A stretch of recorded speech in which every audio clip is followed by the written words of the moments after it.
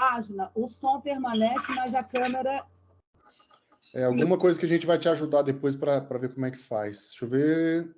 Tá gravando. Gente, boa tarde. Segundo encontro síncrono da turma T4, da quinta-feira à tarde, para nós conversarmos sobre o filme Saneamento Básico, que é parte do módulo do curso Cinema em Debate na Educação. Os colegas aí...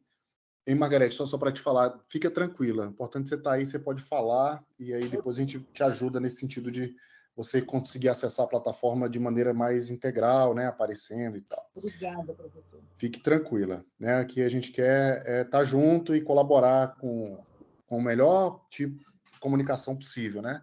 Temos esses entraves aí da própria, né, situação de mudança agora, mas a gente vai seguir. Bom, vamos conversar sobre o Saneamento Básico, esse filme de 2007, um filme que fez 15 anos.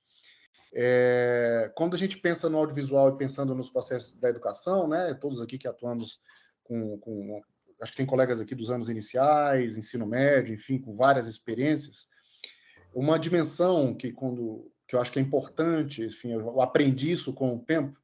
Eu costumava passar filme para os estudantes, terminava o filme, eu já perguntava, e aí, o que vocês entenderam no filme? Não é que isso esteja errado, não se trata disso. A questão é que quando eu faço uma questão como essa para o meu estudante, eu estou reivindicando para ele uma racionalização logo daquilo pelo processo qual ele passou. Às vezes o estudante está ali impactado, está sendo tomado pelas emoções daquilo que viveu, da experiência que viveu, e eu já reivindico para que ele racionalize e já faça uma análise do que ele entendeu, do que ele não entendeu. Talvez nesse primeiro momento, nessa primeira abordagem, seria interessante, então, a gente pensar o que vocês sentiram, né? Como é que foi esse sentimento a partir desse visionamento da obra? E aí, nessa maneira, então, eu vou passar a palavra para vocês. Eu sei que vocês já viram o filme já tem um tempo, e eu acho que, de alguma maneira, isso já decantou na cabeça de vocês e já podem fazer, inclusive, uma reflexão racional. Mas eu quero entender, eu e o professor Léo gostaríamos de saber as percepções do sentimento e depois aquilo que vocês puderem racionalizar e trazer, o que contribui com a sua prática, com a visão que você teve a partir dessa experiência. Então, vou passar, nesse momento a gente quer mais escutar do que falar. No final, a gente vai tentar trazer aqui algumas cenas para a gente tentar pensar esse processo. Tá bom? Quem se habilita aí, como é que... Rafael, vamos organizar assim, mais uma vez, a Olívia, já... Deixa eu explicar uma porque, coisa. A Maria Madalena, a Madalena já levantou a mão, eu vou passar para ela e as pessoas vão se manifestando. Se quiser falar, vai botando a mãozinha, que daí eu vou seguindo a ordem, eu vou chamando pela ordem das mãozinhas que vão aparecendo aqui. E a ordem das mãozinhas é a ordem de quem vai clicando primeiro, aparece primeiro, e assim sucessivamente, tá bom? Isso. Então vamos iniciar vamos passar para a Madalena sobre as primeiras impressões. As impressões, as percepções, como é que foi... E reflexões. Como é que foi essa experiência aí? Depois a gente entra em pontos... Professor, tem gente aguardando para ingressar no lobby, é isso? Não, eu já autorizo. Deixa eu ver se tem alguém aqui. Peraí. Deixa eu ver se tem alguém, porque eu preciso autorizar. Parará, pam, pam, pam, pam. Não, aqui não aparece ninguém para mim. Já foram todos, por enquanto. Já foram todos. Aí pela ordem que está aqui, Madalena, Margarete, Renata e depois Stephanie, na ordem da gente começar a falar. Então, vamos começar com Madalena. Tá contigo, Madalena. Boa tarde, pessoal. Boa tarde. Bom, eu cliquei logo assim, porque quando na sua fala, eu me lembrei do Cineap aí, né? Quando a gente ia para aí, que sempre depois do filme, aí era hora do café. Então, era um momento que a gente, assim... Às vezes, alguns filmes a gente saía tão impactado assim, terminou, e o momento do café era um momento muito bom, porque assim, era aquele momento que você respira, que você pensa no que aconteceu, que você inclusive troca uma ideia com o colega, né? E eu nunca tinha parado para pensar assim na importância desse momento pós-filme. Então, quando você me falou, me remeteu muito a isso, assim, né? Com saudade também, claro, e essa questão da parada, dessa parada que é importante, né? Que é quando vai, de certa forma, peraí, deixa eu ver, deixa eu tentar juntar tudo isso que eu vi, né? Porque durante o filme você começa a pensar, mas aí já vem uma outra cena, você já não pode ficar pensando naquela, senão você perde o que está acontecendo. E eu achei muito interessante a sua fala. Por isso, logo eu levantei a mão, que essa lembrança foi muito legal e gostosa. Enfim, sobre o filme, né? Eu já conheci o filme, assisti há muito tempo atrás, porque a secretaria, há uns anos atrás, tinha começado um Cine Educação, era um curso que ia ter uma formação, enfim. A gente teve uns 3 encontros só, era um pessoal que vinha de São Paulo e acabou que não foi para frente. Mas lá eles sugeriam no Cine Educação dentre os filmes que sugeriram esse, né, Saneamento Básico, então eu já conhecia. Mas acho muito interessante, inclusive, ver esse processo, né? Porque às vezes quando a gente vai assistir um filme, a gente não para pensar assim, né? Qual é o trabalho que deu para fazer esse filme? O que é que precisa para ser feito? Interessante, às vezes, até observar, né? Eu lembro que em algumas sessões que a gente passava do Cineclube na escola, a gente, inclusive, chamava atenção para aqueles créditos finais, que às vezes a gente vê tanta gente envolvida no processo e fala, nossa, mas precisa de todo esse pessoal para fazer um filme? E assim, quando você vê, né, as etapas ali no saneamento básico, eu acho que dá para perceber o quanto de gente precisa. Claro, ali era um filme curto, bem amador, assim, e que demandou menos pessoas. Eles tinham, inclusive, menos pessoas, mas, assim, é legal você imaginar e mostrar isso, né? Fazer o aluno refletir sobre isso, da quantidade de pessoas envolvidas nesse processo. Porque não é simplesmente pegar uma câmera e sair filmando e pronto, é isso. É muito legal isso, né? Eu acho que um outro ponto que eu gostei muito também é do quanto muda essa visão deles, porque no início eles começam dizendo, poxa vida, né? Mas vai disponibilizar uma verba para fazer filme, não para tratar do saneamento básico, que é muito mais importante, né, na visão deles. E ao final eles mudam totalmente esse pensamento, né? Eles veem o quanto foi importante e fundamental para aquela comunidade fazer aquele filme, o quanto é possível, né, se refletir a partir disso. Então, foram pontos assim que me chamaram bastante a atenção. Enfim, muitos outros, né? Mas é melhor deixar os outros também falarem, porque é muita gente. Bacana, Madalena. Você quer comentar alguma coisinha para passar, Léo? Sobre isso? Eu tenho coisa para falar do que ela disse, mas se você quiser, eu te dou a palavra aí, que eu já falei muito. De vez em quando eu comento o que eles comentam, até para, de repente, não antecipar nada do que a gente vai falar e não antecipar algo que alguns colegas possam vir a falar também, né? No rol das falas. Mas o interessante dessa metalinguagem que tem aí no filme, que não é uma... Tem várias maneiras, né, de você realizar metalinguagem. O Glauber, por exemplo, tem um filme, Glauber Rocha, em que ele, o diretor do filme, entra na cena e dirige o ator e volta para trás da câmera. Tem outras metalinguagens que você vê a câmera aparecendo. Nessa, a metalinguagem é um filme sendo feito com todas as dificuldades, desde o roteiro, né, até a composição, mise-en-scène ali, a composição de cena e captação de verbos e tudo mais, né? Tem um filme, agora me ocorreu à cabeça. A gente dá aula, e cada aula é uma coisa diferente, né? A gente dá aula de manhã, lembra de um filme, já está dando aula, agora já está digerindo o almoço, já vem outros filmes na cabeça. Lembrei do Truffaut, só não lembro se é Noite Americana, que é um filmaço também. Eu vou daqui a pesquisa e confirmo o nome do filme. Com aquele ator que sempre fez vários filmes dele, inclusive quando era menininho, né? E que também retrata os bastidores de uma produção com todas as dificuldades, inclusive com o protagonista, ator, tendo uma crise de consciência e interferindo em todo o andamento do filme, né? Ou seja, a metalinguagem ela te dá essa possibilidade também de você ver de dentro para fora e não só de fora para dentro, né? Mas vamos continuar, porque ainda tem bastante coisa para ser falada aí. Bacana. Eu vou passar, Léo, e aí depois também a gente vai, agora na sequência aqui, Madalena, Margarete. Tá aí, conseguiu tá aí? Eu estou em 2 lugares. Estou tentando o celular e aqui para ver se eu apareço imagem em algum lugar. Mas, enfim. Estão me ouvindo? Tranquilamente. Pode seguir. Legal. Bom, primeiro eu fiz aquela reflexão, né? Por que eu nunca assisti um filme chamado Saneamento Básico? Aí eu falei, bom, porque jamais ia me atrair um filme que tem esse nome. Mas tudo bem. eu também, depois, no meados do filme, eu me lembrei que eu também já tinha assistido. E aí vem a reflexão. Fazer o filme, como a colega falou, ou tratar a água. E aí, no final do filme, a gente conclui que fazer o filme, a comunidade teve muito mais ganho com a arte do que propriamente dito com a arrecadação do dinheiro, com todo o processo. Então, assim, mais uma vez, sendo de cadeira da arte, né, mais uma vez, a gente vê que, através da arte, você pode dar um grito muito mais alto com um político do que se você fosse pelas vias ditas normais, né? Me diverti pra caramba, adorei, assim, todas as fases do filme, super amador, mas você não consegue tirar os olhos.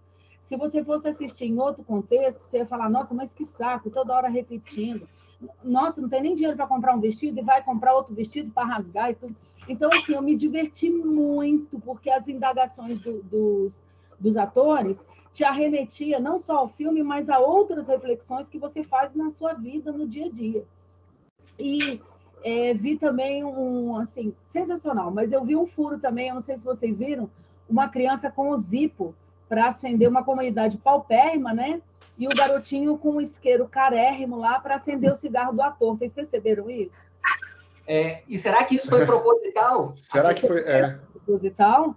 Aí vem as duas indagações. A primeira você olha com a ótica da educadora, fala, caramba, um garotinho com um isqueiro, o que esse menino vai fazer com esse isqueiro, afinal, num contexto dentro do filme? Aí você começa a perceber que talvez tenha sido realmente para incomodar quem estivesse assistindo. E numa comunidade que não tinha dinheiro nem para poder tratar a sua água, o molequinho sentado com um tremendo de um Zippo lá, super moderno, carérrimo, para acender o cigarro do ator. E gostei também que eles davam vazão às emoções. Quando o cara tinha que bater no cunhado, ele batia para valer, ele não queria nem saber se era um filme, se não era. Então, assim, aquela capacidade que a arte tem de você dar vazão à sua emoção e sem ser punido por aquilo. Porque ele sentava a mão no cunhado dele à vontade, a irmã dele metia, a irmã da bonitona lá metia o pau nos vestidos, nos trejeitos, e eles falavam ao mesmo tempo de intimidades do casal. Então, assim, gente, eu achei, olhando por uma ótica mais crítica e mais madura, porque eu devo ter assistido lá para 2008, 2009, sei lá, eu achei sensacional. Ele consegue movimentar a pessoa que está assistindo e fazer você transitar em várias esferas, sem saber que você está transitando, mas já está transitando naquela esfera e fazendo a sua crítica interior. Legal a sugestão, amei, adorei, muito legal mesmo. Deixa eu aproveitar, Rafael, que tem uma coisa muito interessante nesse Zippo aí. Era a Margarete que estava falando, isso, né? Isso. Margarete.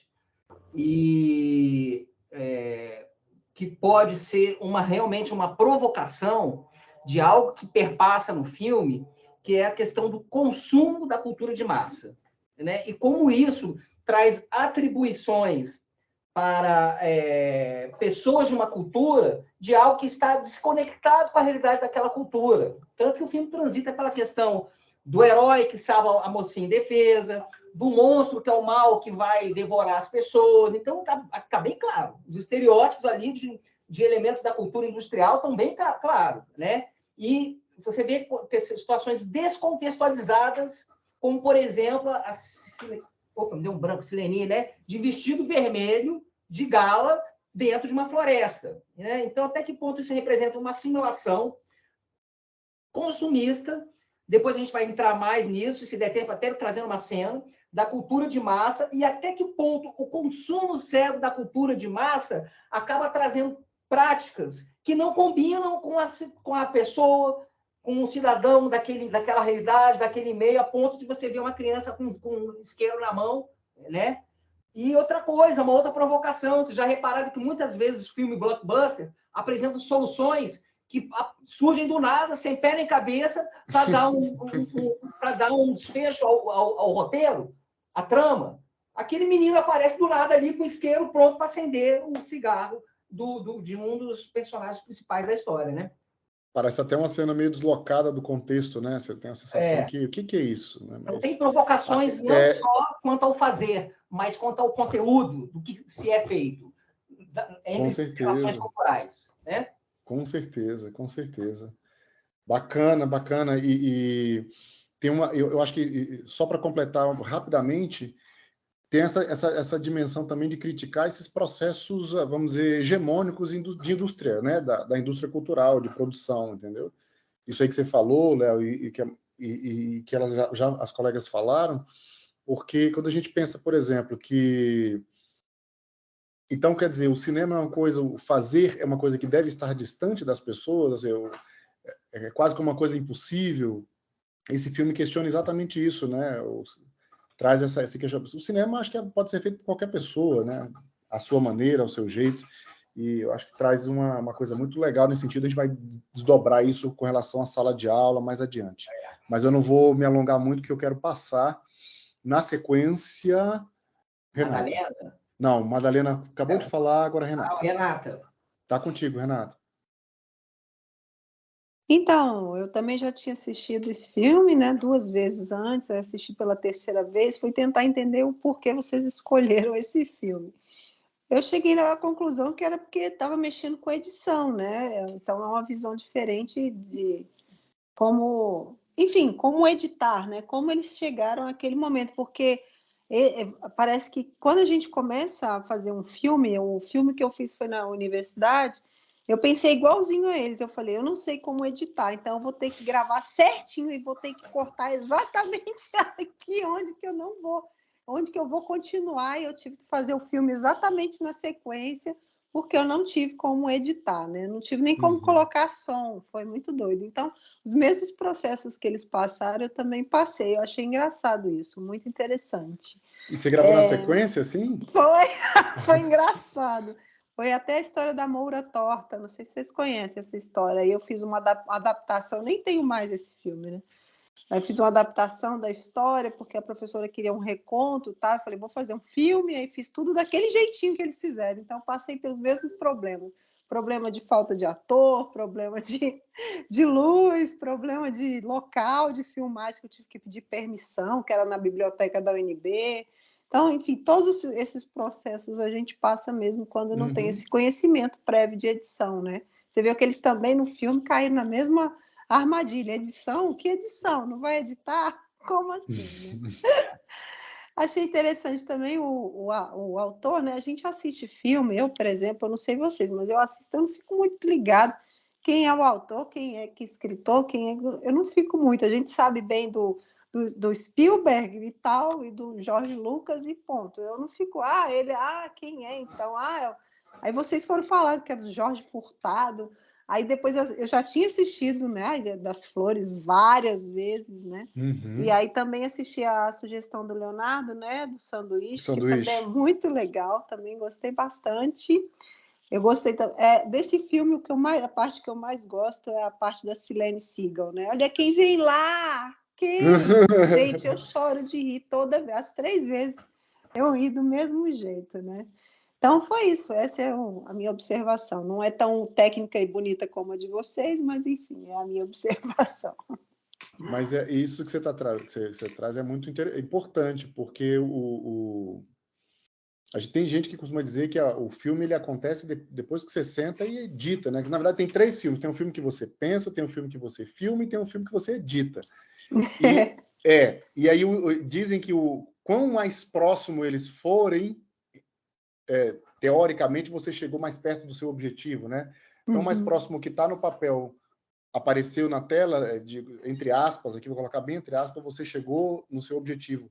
Mas, às vezes, também o seguir muito certinho, conseguir e não aproveitar uma coisa que aparece na hora que você vai filmar, ou aproveitar uma sugestão, você também engessa a coisa, né? Ou seja, tem uma gama grande de possibilidades. E no cinema, nessa gravação profissional, tá, gente? Essa gravação desse esquemão aí. Eles gravam, geralmente, por locação. Por locação. Então, tudo que acontece naquele apartamento, vão gravar tudo que acontece lá. E, às vezes, a cena 1 é gravada lá e a cena 99 é gravada lá. E, às vezes, elas são gravadas no mesmo dia. Entende? Então, é preciso tem que estar o filme na cabeça de quem vai dirigir, tem que estar tudo muito... não, esse momento aqui é a cena 1, qual é o clima? O clima é 1, agora muda tudo para a cena final. Porque como o cinema é muito caro, e como você falou, eu tive que gravar na biblioteca. Imagina, se você tiver... gravei a cena 1 na biblioteca, a cena 92 na biblioteca, você vai ter que voltar de novo. Eu tive que voltar. Entendeu? Então, geralmente, é feito assim, aí depois pega tudo isso e junta, né?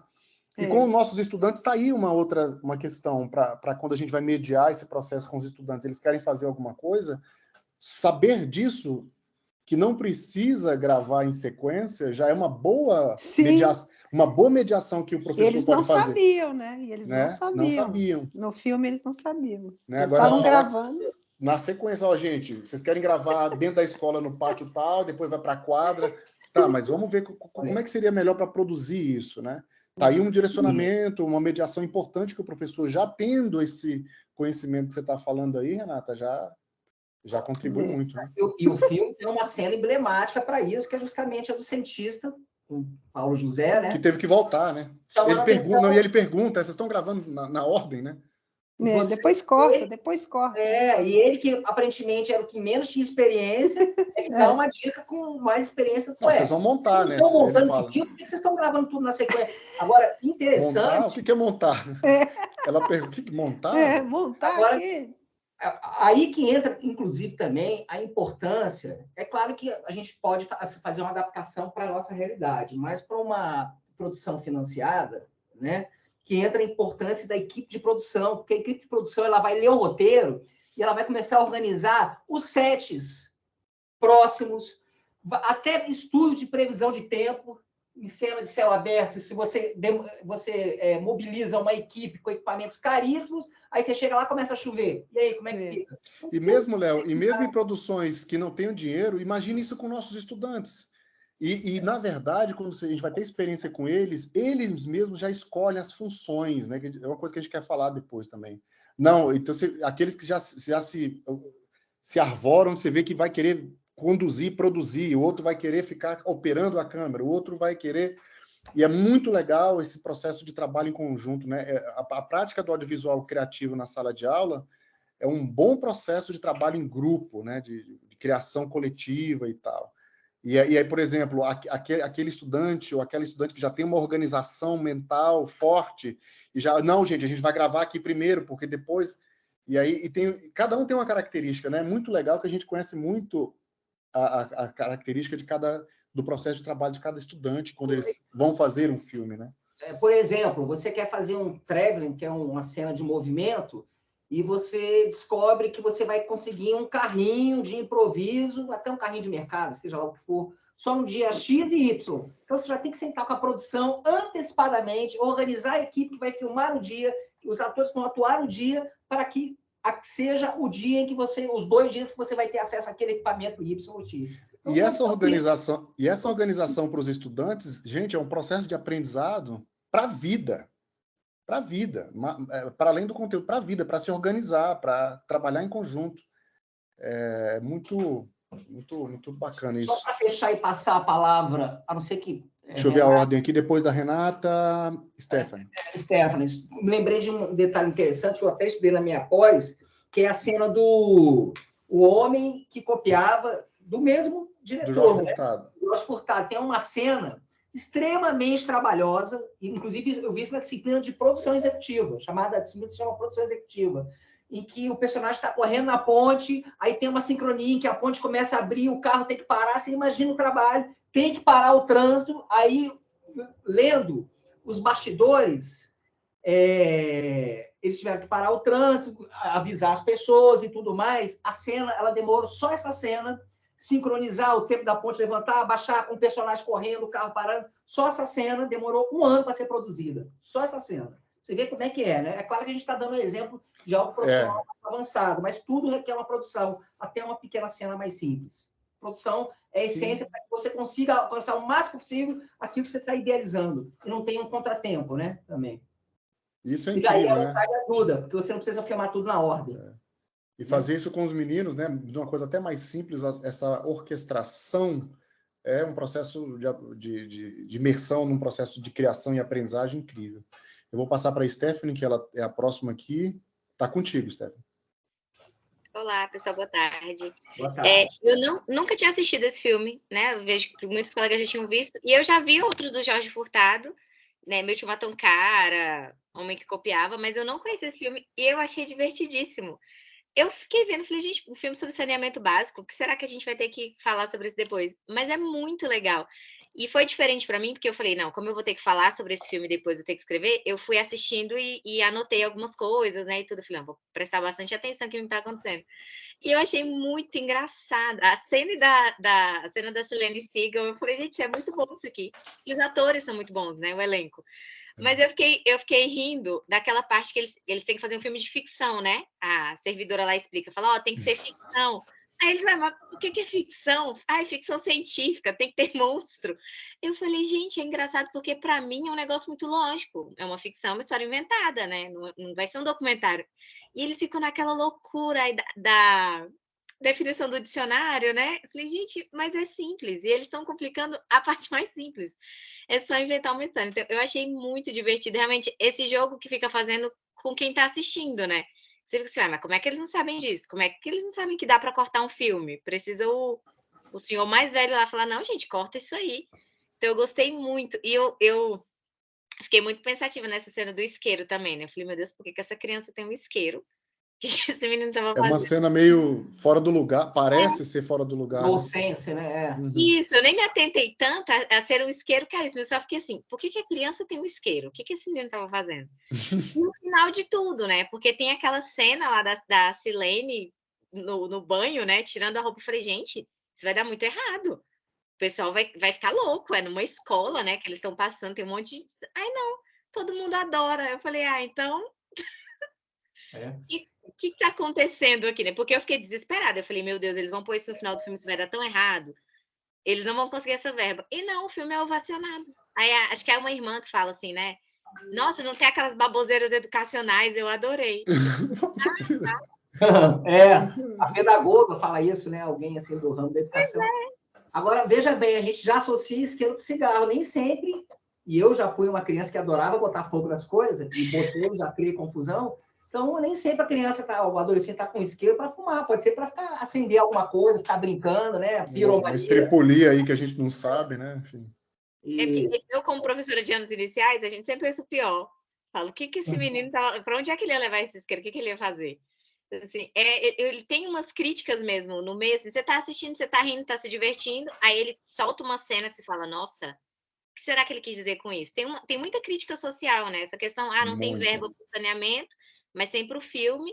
E é o que a colega falou no início, né? A comunidade se envolveu muito mais fazendo filme do que se só a reforma fosse lá feita e pronto, tá aqui, gente, tá aqui o fosso, a fossa de vocês.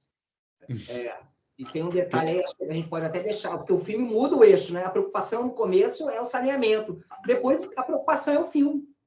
Eles fazem de tudo para terminar um filme, né? Até botam dinheiro que nem tinha. O filme maior, que tá o saneamento básico, termina com eles lançando o filme, sendo ovacionado, mas o fosso mesmo não está pronto. Verdade. Né?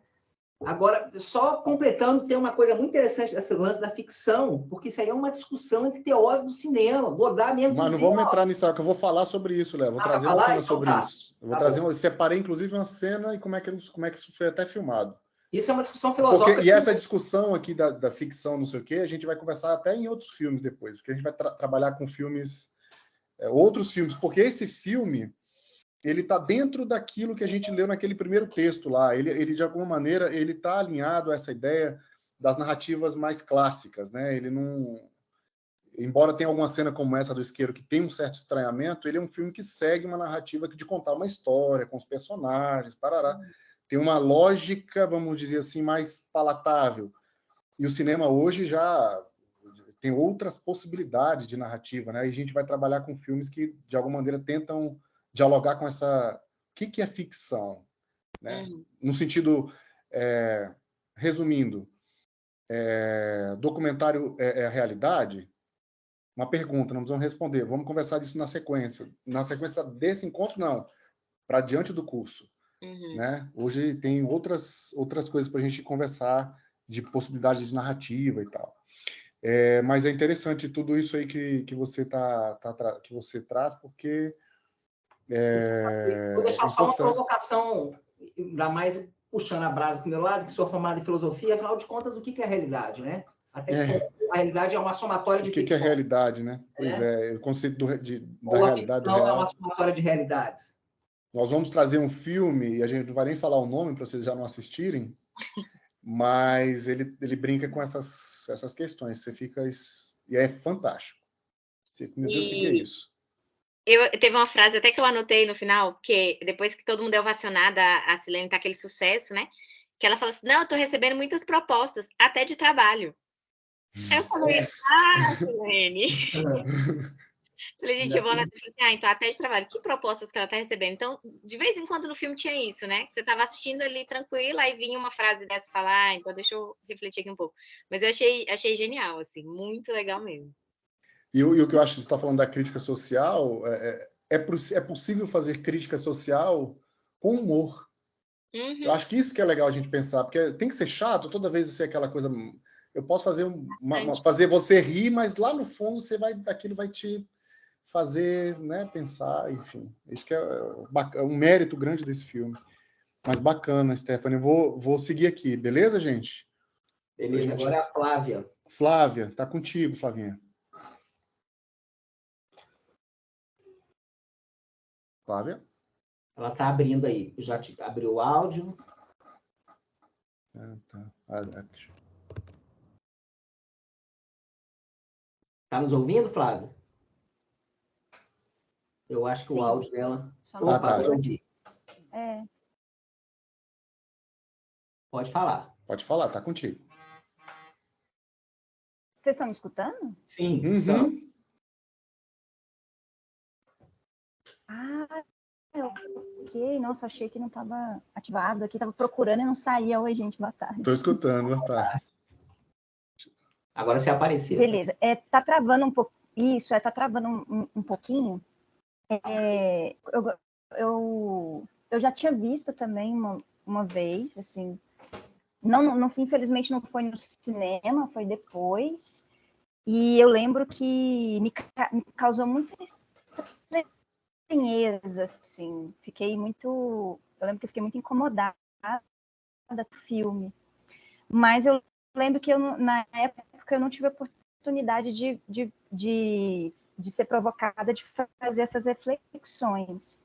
E agora, vendo pela segunda vez, a estranheza é a mesma, porque o Jorge Furtado tem uma capacidade assim de pegar a linguagem assim de quem domina muito a linguagem, brincar com ela assim, e de virar ela do avesso, né? Então, quando ele traz um filme, né, a construção de um filme dentro de um filme, e que tem tantas camadas para serem discutidas, e que quando você vê assim, você parece, nossa, que filme besta, assim, parece bobo, né? Tem hora que você olha assim, gente, esse humor, né, refinado, mas assim, que ele chega até a gente e que ele parece besta, mas que quando você observa assim com cuidado, você vê que tem muitas camadas para serem discutidas, para além de você pensar o que é ficção, o que é roteiro, como é que é fazer um filme, né? Ele discute várias questões, né? Cultura de massa, a questão da crítica social, também traz a questão do cinema nacional, né? Como é que é o lugar aí do cinema nacional, como é que esse financiamento, né, do cinema nacional, acesso ao cinema, são tantas coisas. E ele tem um tom assim de leveza que parece besta, parece bobo, ele te engana, assim, ele te dá ele te dá uma sacudida, assim, e ao mesmo tempo ele engana bastante. É um puta filme, é um filmaço, assim. Agora, eu vendo dessa segunda vez, eu vi o quanto é um filme bom. E só para terminar, eu gosto muito daquela discussão da personagem Marina com o esposo dela sobre o roteiro, quando eles estão elaborando o roteiro. É muito interessante, né? Que eles vão lendo o roteiro e ele fica fazendo pergunta para ela, mas espera aí, como é que vai filmar, né, o cheiro da flor, das corticeiras em flor, Porque, peraí, né? É muito interessante aquela discussão. E traz para dentro da obra a discussão do que é uma obra, né? A própria relação entre os personagens construindo o roteiro, que é uma das propriedades entre outras coisas também, que daqui a pouquinho a gente vai mostrar para vocês, não só a discussão do roteiro, mas a discussão de mecanismos de linguagem, recursos de câmera, mise-en-scène, patrocínio, né? Um monte de coisa, né? Se a gente for pensar bem, o próprio título do filme já pode ser uma provocação, porque o saneamento básico não é só o saneamento do esgoto, né? Tem a questão cultural, a mentalidade, o encontro de culturas, de valores, padrões estéticos, né? Então, tem esse duplo sentido também, o próprio título do filme, né? Saneamento, limpeza básica, né? A limpeza pode ser também mental, cultural, estética. O manancial é enorme, né? Dentro disso que você falou, por exemplo, da produção do cinema nacional, né? Quando aparece o personagem do Lázaro, tem várias questões aí, né? Assim, o cara é editor, cobra um valor para editar, mas ele quer ser coautor do filme, então como é que funciona essas questões de autoria, e aí no final ele vem e faz um discurso contra a opressão do cinema nacional e não sei o quê, mas ele quer ser coautor na hora que vai. Discute ética também, discute, enfim, um monte de coisa que a gente pode pensar, até na construção, na maneira que o Furtado constrói os personagens, né? Esse personagem do Lázaro, por exemplo, é um manancial de a gente pensar isso. O cara todo quer ser cocó, mas na hora que vai fazer o discurso, ele, né? A gente está sendo oprimido e não sei o quê. E a gente vê tanto disso, né? Essa coisa que o discurso às vezes não casa com a prática e tal. Enfim, e o cinema nacional é um pouco isso, né? O cinema nacional, as pessoas se matam atrás de recursos para fazer filme. Então, o Furtado, na verdade, é uma crítica, eu acho que do próprio Furtado em relação ao esquema de produção, né? Ou seja, porque tem aquilo que aparece no filme, que a gente consegue perceber, mas isso é o discurso do autor, que é ele, né? Ele está fazendo uma crítica, né? Vamos dizer, um subtexto, é uma crítica, né? Essa é uma delas e tem tantas outras aí. Mas bacana, Flávio, bacana. E é tão interessante se você traz essa ideia de que quando a gente revê, a gente reconstrói tanta coisa, né? A gente vê um filme há 10 anos atrás é uma coisa, porque a gente também é diferente, a gente tem outra leitura, né? E cada hora é uma outra possibilidade de leitura, de percepção e tal. Mas bacana. E aproveitando o gancho, cabe lembrar que é o personagem, o videomaker, né, que aparece no final, o personagem do Lázaro, e que faz o discurso da opressão do cinema, da conquista do cinema brasileiro e tal, né, da independência, mas é ele que reforça o estereótipo da diva erotizada explorando a nudez da Camila Pitanga na montagem que ele faz lá no final do filme. Tá vendo aí? Mais um desdobramento aí desse personagem, né? Uma crítica à questão da produção mesmo, né? Do cara que usurpa, né? Vamos dizer, o processo dos outros. Quase que toma o filme, que tem aquele momento final que ele está dirigindo os atores, ali ele tá tomando o filme, né? E tem uma crítica sobre isso. Acho que é importante a gente estar pensando sobre isso. Como é que é isso na sala de aula, né? Com nossos estudantes, eles estão na produção. Como é que a gente media esse tipo? Porque lida com vaidade, lida com imagem, lida com coisas que são que mexem com a cabeça das pessoas, e dos nossos estudantes não vai ser igual. Teve situação, por exemplo, que eu estava no Elefante Branco, o menino escreveu e a outra ia dirigir. Fiz isso propositalmente. E rolou uma briga, porque ela queria filmar do jeito que ele achou que não tinha que filmar. E aí deu uma briga sobre a autoria, né? Quem é autor do filme? Quem escreve ou quem dirige? Enfim, essas questões são sempre muito legais também para a gente tratar no nosso processo da sala de aula, né? Enfim, mas é bacana, Flavinha. Vou seguir aqui. Deixa eu ver como é que está aqui. Flávio, acho que era... depois ninguém mais estava na inscrição. Para encerrar, e a questão da apropriação cultural, né? Você pega o elemento de uma cultura, usa ele como emblema, mas para arrecadar outros interesses que não daquela cultura, entendeu? um exemplo radical. Você pega a imagem do Che Guevara e começa a fazer milhões de camisas, começa a vender e extrair muito dinheiro sobre aquilo, né? Vou pegar um exemplo radical. Entre milhões de coisas que acontecem no sistema. Né? Essas são as estratégias da indústria cultural, né? A indústria cultural pega, inclusive, o que está transforma em processo de indústria, ou seja, a reprodutibilidade técnica da coisa, em coisas que aparentemente seriam antes, estariam colocadas no alternativo, numa coisa, mas não. Transformam mesmo esse sistema numa coisa do mainstream, né? Então, é importante a gente perceber que a indústria cultural é um perigo, assim, ela se apropria mesmo e usa do jeito que quer, enfim. Vou passar para a Lilian. E, Rafael, o barato também, o legal que eu achei, assim, são as conquistas, né? É uma alegria para eles ir atrás na produção, né, do filme e tal, e de repente eles vão conquistando, eles vão conseguindo as propostas que eles já imaginam. Puxa, a gente tem que, né, ir atrás de figurino, ir atrás para fazer a produção toda. Então, isso que é o barato, porque no final as conquistas são bem-vindas, né? E isso que a gente, assim, quando a gente faz um trabalho na escola, né, com os alunos e tal, de repente aquela dificuldade toda, puxa, e no final cada momento, cada passo é uma alegria, uma etapa vencida, né? Então parece, isso me passou no filme, né? Que eles sempre estão, essas etapas elas vão seguindo e acaba que a proposta do filme é finalizada com sucesso, né? E você está trazendo uma coisa que eu acho que é das mais legais, né? Parece ser uma coisa que é sempre repetida, né? Que o processo é muito mais interessante do que o resultado. Repetido inúmeras vezes, mas isso é uma realidade, né? Na educação, em tudo, né? Às vezes o processo não interessa muito como é que vai ficar o resultado, até interessa, mas não é o principal. O principal é tudo que a gente viveu, tudo que a gente sofreu para construir. E a gente que trabalha com estudante, esse arco de aprendizado, de superar a dificuldade, essa coisa que eu falei, que um teve uma briga com o outro e superar, e daqui a pouco vão trabalhar junto de novo. Essa é a vida, né? É uma maneira de viver do mundo.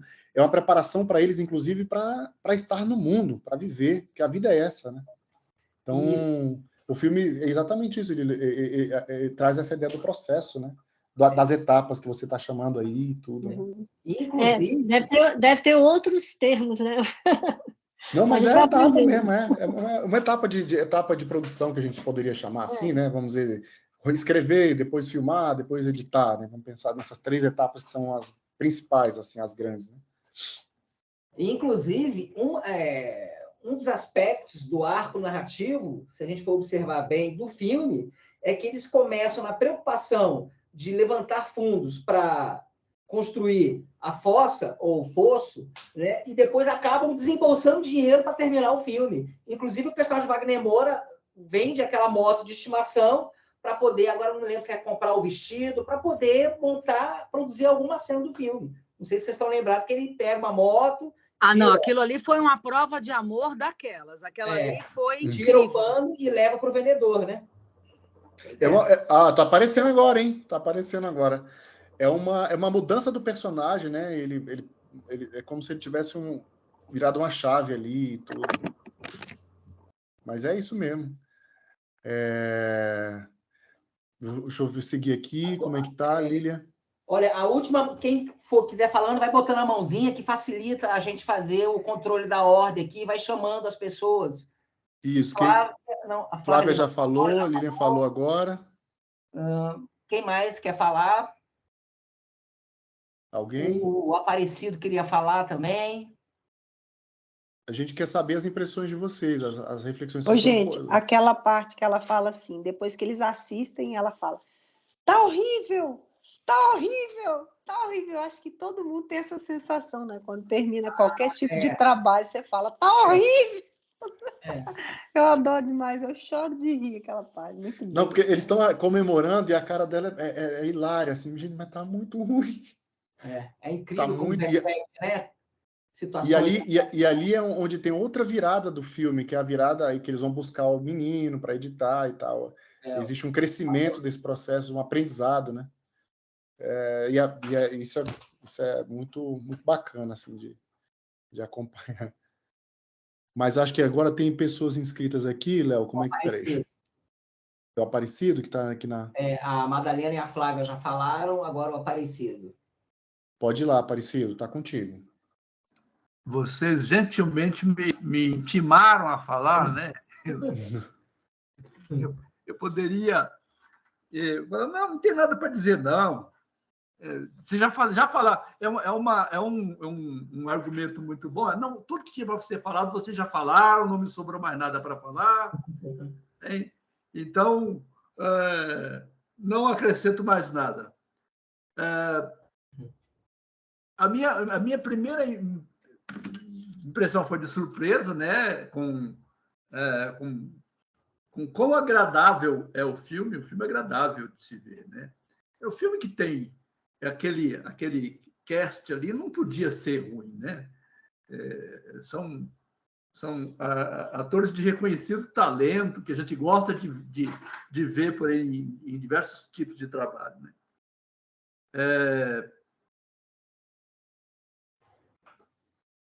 Mas o que me deixou logo de cara preocupadíssimo é como é que eu vou fazer um vídeo? Né, isso aqui está me mostrando que não é nada fácil. Vocês vão passar uma tarefa para a gente fazer um vídeo e eu estou com a pulga atrás da orelha. Eu não Fique vou tranquilo. Não é uma metragem, não, tá?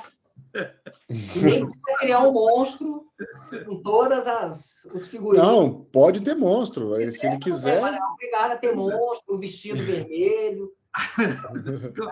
Eu fiquei verdadeiramente preocupado. E agora, né? Toda essa, né, essa necessidade de se você ter um tema, um roteiro, um local, um espaço, enfim, né? E aí vem outras questões, como essa própria questão da montagem, né? Da sonorização, né? O que é que eu vou fazer com isso, né? Não tenho a menor ideia de onde nem começar. Pensando aqui em editar um monte de vídeos do meu netinho e mandar, tá aqui, ó, esse aqui é o meu vídeo, né? Daí o netinho engatinhando, para o netinho já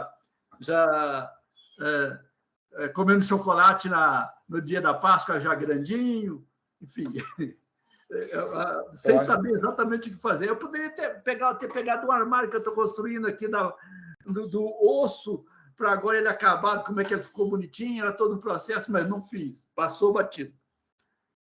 Então, esse é um aspecto. Como é que eu vou fazer esse danado desse vídeo? Já cortei aqui o meu fiozinho pretinho, né, coloquei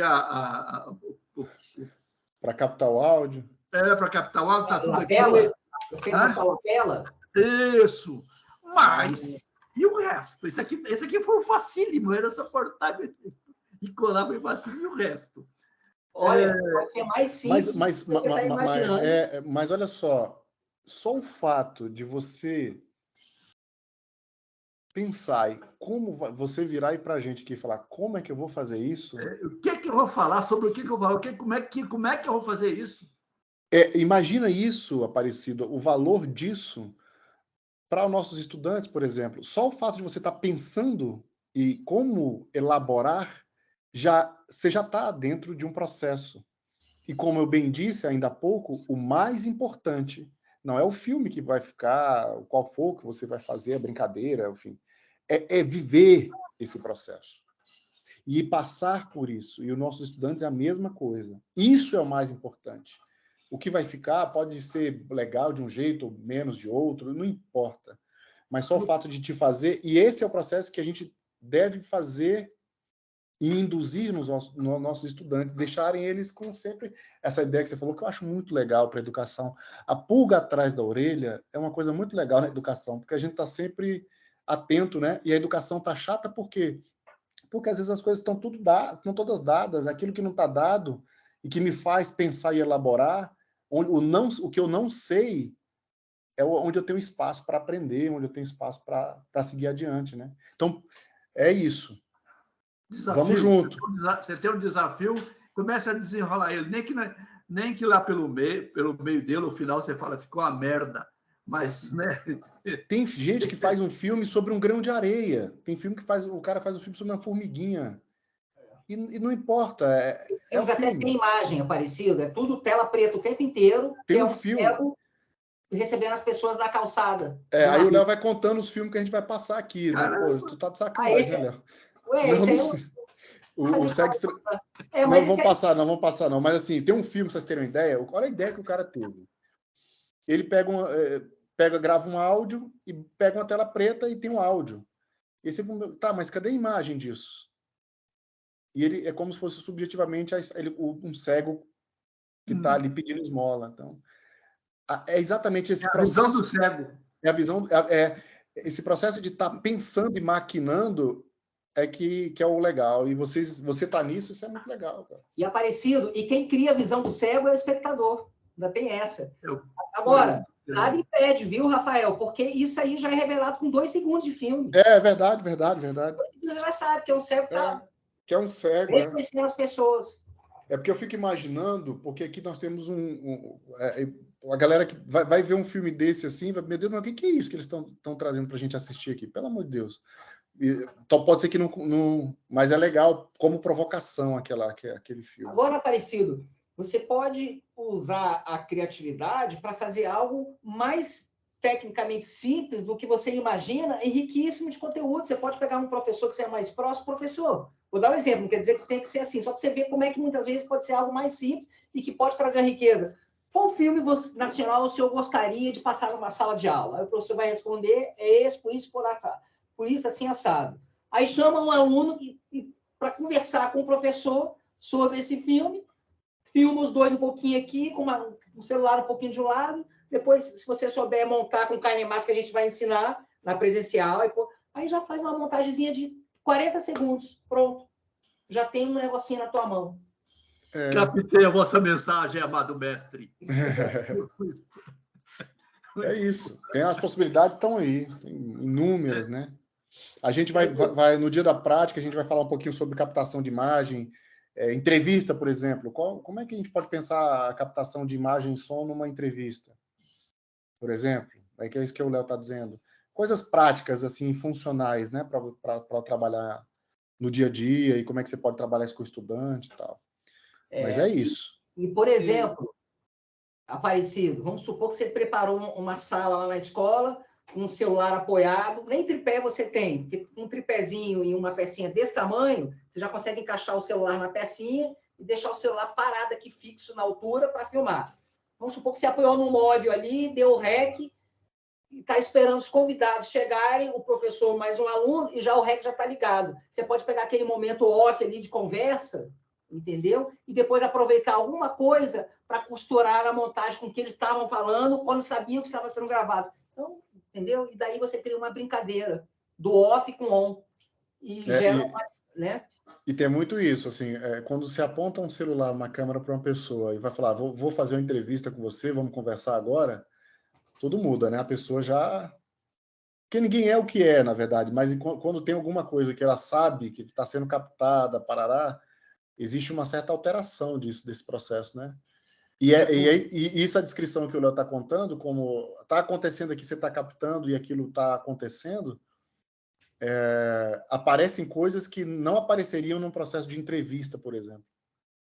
Entende? Depois a gente desdobra sobre isso aí, porque eu acho que dá uma pano para manga aí da gente pensar e tal. Só para encerrar, mais estilo de criatividade, você pode combinar com um aluno, são só referência, aí você vai montando na sua cabeça, dele filmar o professor e entrevistar o professor, e você fica aqui de fora filmando, o aluno filmando o professor. Pronto, já outro recurso aí de construção. Daí vai, né? Só para né, não deixar o objetivo crítico do filme passar batido, porque o filme tem um propósito crítico, né? Uhum. de crítica ambiental.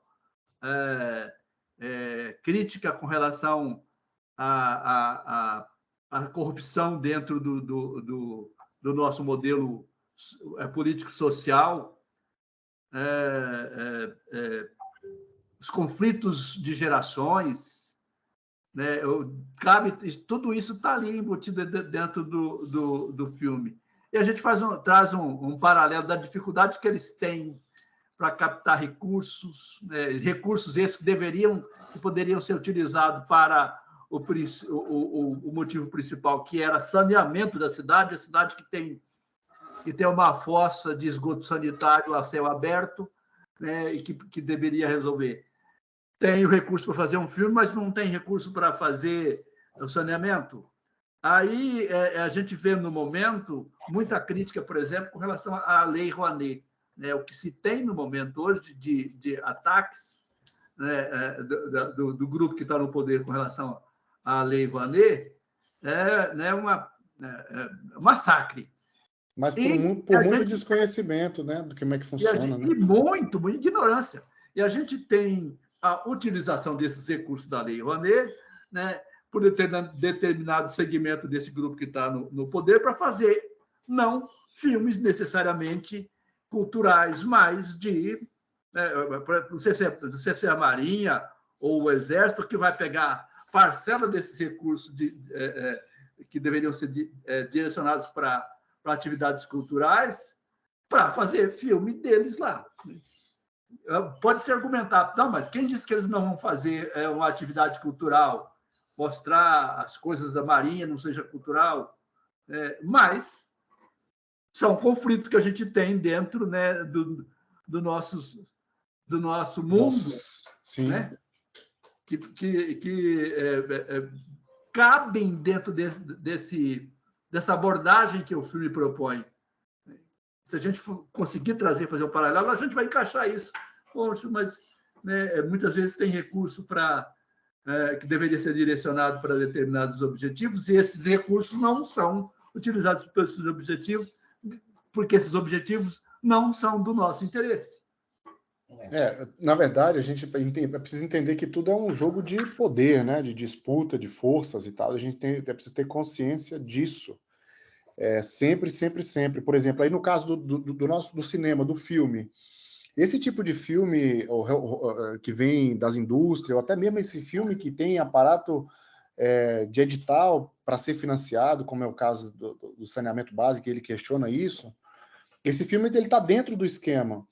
Mas, por exemplo, nós que trabalhamos com estudantes, a gente faz o quê? A gente não faz filme, não faz que a gente está fora disso? Eu sou um árduo defensor de que não, a gente também faz filme. Por que eu tenho que, né, seguir, eu não preciso, eu tenho que ter esse acesso todo para fazer esse filme, vou colocar entre aspas aqui, profissional, né? E o filme que é feito na comunidade, o filme que é feito na escola, o filme que é feito nas periferias. Então, pensar que... E esses filmes, todos eles não têm acesso nenhum a tipo de financiamento, edital. Então, é uma coisa aí que o Furtado critica isso, com certeza, muito na obra dele. E é importante a gente saber que na nossa prática da sala de aula com o nosso colega, a gente está do outro lado. A gente está do lado do que a professora da Federal de Goiás chama de cinema de bordas. Esqueci o nome da professora Alice de Fátima Martins. Ela fala do cinema, ela pesquisa o cinema de bordas, que é esse cinema que está fora dessa coisa de edital, está fora desse negócio de receber financiamento. É aquele senhor que faz um filme lá no interior da Paraíba, ele gosta de fazer filmes sobre a vaquejada e a história dele ali, filma do jeito que ele filma, e é filme. E é uma expressão. Então isso tem que ter... eu particularmente acredito muito nesse tipo de disrupção, assim, a gente tem que fugir, não acreditar que só a indústria que vai ditar o que é e vai me dizer o que é, o que não é o cinema, o que eu posso ou o que eu não posso fazer, né? Então, filme na escola é filme também. Assim eu defendo, né? Então, é isso. Deixa eu ver aqui, vamos seguir, gente? Eu acho que dos que se manifestaram para a fala, a não ser que apareça alguém agora, foram todos. Se não aparecer ninguém, querendo falar, a gente pode, Rafael, seguir começar a análise de cenas, mas alguém mais quer fazer seria legal todo mundo, a gente queria saber, né? Acho que é sempre importante a gente fazer essa Deixa eu troca. só fazer um comentário sobre essa questão do isqueiro, que eu estava pensando, né? Que eu também tinha olhado para isso lá, mas assim, com um olhar bem chato de professor, né? Porque eu acho que o professor sabe ser chato. E por outro lado, assim, agora no decorrer aqui, eu estava pensando assim, porque o filme também ele traz muito aquela questão das lembranças. Quando o Leonardo fala, por exemplo, da moto, né, que é uma relíquia que ele tinha, sei lá por quê, talvez pertencesse à família, né? E ali a gente vê essas lembranças assim lá da Itália, quando aqueles dois senhores ouvem a música e tudo, chega a se emocionar, chora. Como a gente já pensa no negativo, né? Por que a gente pensa logo no menino fumando, no menino tacando fogo, e não que, por exemplo, aquele isqueiro poderia ser uma relíquia de família também, alguma coisa assim, né? Então é só chamar um pouco a atenção para isso, né? Por que a gente vai direto no negativo? É importante isso que você está dizendo. Sim. A gente uma tende a puxar para o... né? Com certeza. E quando a gente limita o nosso aluno, né? Porque quando a gente olha e fala, esse menino já vai fazer o que não presta com esse isqueiro, esse menino já está fumando. Olha como a gente olha para o aluno às vezes, né? Um olhar já taxador, já limitador, enfim. E você tem toda a razão, porque isso limita, né, a nossa relação com eles, né? E às vezes isso pode ser uma barreira, né, de comunicação e tal. É muito importante essa tua observação, sim. Não, e o legal é a possibilidade que a arte dá de discutir interpretações e mostrar que muitas vezes você cria uma visão sobre uma coisa que pode ser realmente ali um rótulo que não representa nada do que aquela coisa é. Então, é uma forma de exercitar a nossa tendência a estabelecer preconceitos também, né? Quando você tirar os estereótipos, né? Porque o senhor também lá, já nessas falas que a gente teve, foi recorrente, né? O senhor, que era o mais idoso, ele sabia o que era uma montagem, mas o que a gente observa ali também, assim, que o senhor, que era o mais idoso, também era o que tinha mais leitura, pelo que parece, né? Tanto é que alguns significados a filha vai perguntar para ele, inclusive a filha que fez faculdade, né? Vai perguntar para ele, enfim, eles, pelo que parece, ele já vinha, ele gosta de ler, pelo que tudo indica, ele já assistiu muitos filmes. Então, quando a gente cria esses estereótipos, um senhor de idade, nossa, não sabe. E, na verdade, ele sabia mais do que os outros, né? Então, assim, é muito legal olhar por essa ótica também. Sim, sim. E dos interesses variados, porque inclusive o menino do isqueiro estava lendo, enquanto estava todo mundo lá na cidade assistindo o filme, ele estava sentado num banco fazendo o quê? Lendo, né? Então, olha a diferença entre pessoas. Então, assim, eu acho que provoca várias análises, né? E o filme perpassa bem por isso, de você se observar e ver até que ponto você está reproduzindo um estereótipo, inclusive da cultura de massa, né? Até que ponto os nossos maniqueísmos, moralismos, né? Taxação de valores, não estão reproduzindo situações que não que nos engessam, que não correspondem à nossa essência, né? realidade, e que reproduzem misoginias, homofobias, e aí vai. ias, né? Infinitamente. Então, também é uma questão de você olhar para dentro de si, né? A partir de uma obra que traz certos elementos comuns de tendências do ser humano, né? Da cultura humana. Talvez sejamos todos um pouco Lázaro, né? Quando acho que foi o João Rafael que falou que, na verdade, ele faz uma crítica no discurso, mas que ele estava praticando isso. Quanto às vezes a gente critica certas ias dessa aí, mas o nosso olhar é tão direcionado para isso, né? Que se a gente não tomar cuidado, a gente sai reproduzindo. Exatamente. Verdade. E por exemplo, eu acho que não tem uma resposta para isso, mas uma pergunta, por exemplo, todos nós temos aqui o nosso repertório, nossos estudantes idem. Como é que então a gente deve mediar isso tudo com eles? Hoje teve uma fala que eu achei bastante interessante da professora, que a discussão girou em torno assim, essa sedução para que eles venham a fazer, eles vão, de alguma maneira, querer fazer aquilo que já está dentro do repertório deles, vamos pensar assim. Mas será que, como é que a gente media no sentido, a gente vai só fazer o que está dentro do repertório deles, e como é que a gente pode agregar e inserir outras possibilidades para eles? Porque é nosso papel também, né? Então os meninos querem fazer um vídeo, então vamos fazer um TikTok aqui, eles vão amar, sei lá, alguma coisa relacionada à indústria de massa, à indústria cultural, né? Eles vão querer, tá, mas como é que a gente consegue mediar isso? E tentar trazer outras possibilidades, não que seja ruim, mas ampliar isso. Eu acho que está aí o desafio nosso, né? Bem grande, assim. Porque eles, mas isso é chato, professor, um filme que eu não entendo nada, você também. Eles querem ver, né? Assim, às vezes eles estão habituados a ver coisas mais rápidas, e como é que a gente, então, negocia, né? Que estratégia usar? Eu não estou dizendo que tem resposta para isso, não, porque eu não tenho. É uma coisa aí a ser pensada, né? Se vocês tiverem alguma ideia, vamos conversando. Mas, Léo, você ia falar. E esse é um ponto importante e delicado, porque muitas vezes nós, ali no papel, na função de educador, se a gente dizer não, eu não quero trabalhar com essa linguagem, parece que a gente está sendo autoritário e delimitando, mas muitas vezes a gente está querendo abrir a visão do aluno para outras linguagens, outras experiências, e tirar um pouco aquele universo habitual de linguagens mais comerciais, industriais, de massa, que já está adestrando a mentalidade do aluno a criar um gosto limitado por algo que... Mas mesmo tudo isso é tão delicado, né? Tudo isso é muito delicado. Como é que eu vou dizer que ele tem... Até a aproximação e a estratégia para se pensar e usar isso na sala de aula não tem resposta para isso. Que a gente pode... Exige criatividade do educador também. Falar de um jeito que não toque direto, mas que esteja tocando e que desperte o interesse do aluno por aquele novo desconhecido que até então ele não sabia que existia e que é tão interessante como as outras, ou até mais do que as outras. Por exemplo, essa pulga atrás da orelha que o Aparecido tá, como é que eu faço, como é que eu não faço, esse é o estado que a gente entende que seria interessante do estudante estar, entendeu? Como é que eu vou fazer isso, professor? Como é que eu filmo isso, professor? O menino às vezes me pergunta, professor, mas como é que eu filmo isso? Eu falei, não tenho essa resposta, você pensa, vamos pensar. E aí, acho que aí é que acontece que é o que a gente acha que pode ser interessante, né?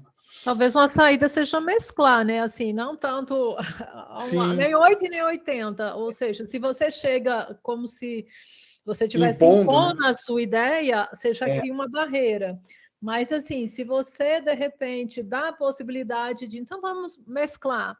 Porque é isso que o Leonardo falou, que, às vezes, assim, o desconhecimento produz essa repulsa logo de cara. Não, isso é chato, isso é isso, enfim. Mas, a partir do momento que conhece, já fala, não é que isso é legal? Não é que isso pode ser muito interessante?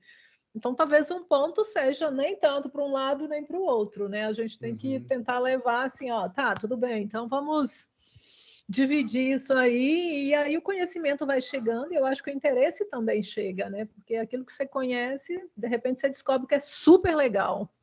Por exemplo, né, os colegas que trabalham com os anos iniciais aí, trabalha com filme, mas é legal porque tem a coisa dos filmes mais habituais da Disney, mas a ideia de achar outras possibilidades para as crianças, né? De contar histórias, eu acho que é um desafio aí a galera, né, pensar nisso, né? Vou trazer só o que está na Disney, mas e as outras coisas? E tem desenho brasileiro legal, inclusive a gente vai passar filme para anos iniciais. Um dos filmes que a gente vai conversar aqui pode ser pensado para anos iniciais, assim, animação e tudo. Então, abrir essas possibilidades aí. Flávia, você levantou a mão, pode falar. Flávia? Deixa eu ver se ela... Acho que agora ela vem. Não, cadê? Tá. O áudio abriu. Só que a gente não te ouve, Flávio. Deve estar fechado o teu áudio. O microfonezinho dela abriu. Flávia?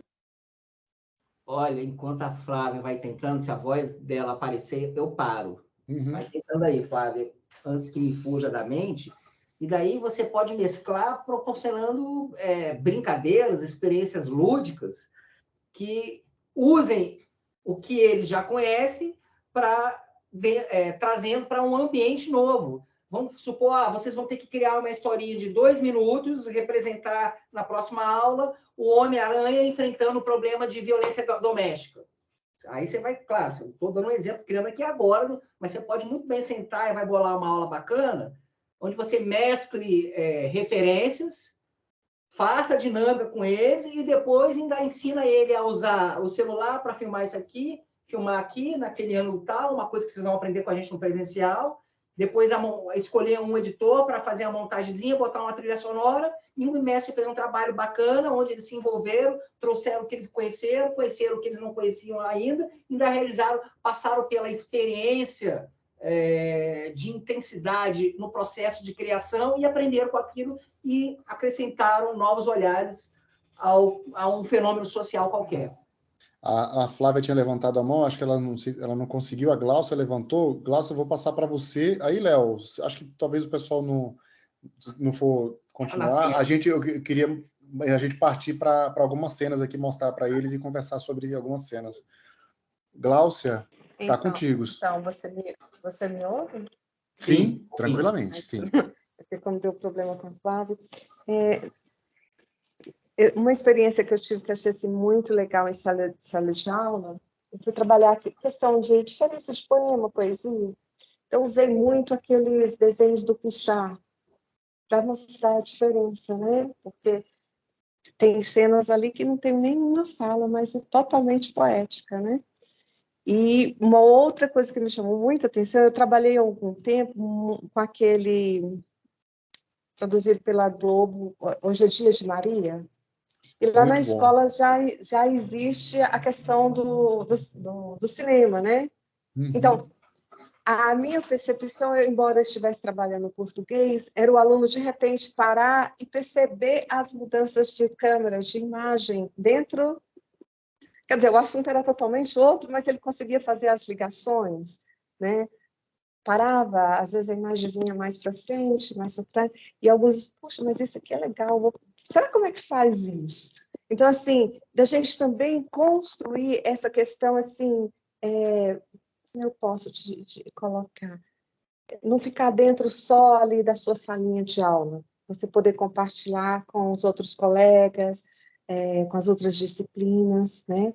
E a linguagem cinematográfica tem esse poder, né? Tem a cor, tem a imagem, tem o som que te remete, te dá essa possibilidade de ir muito além, né?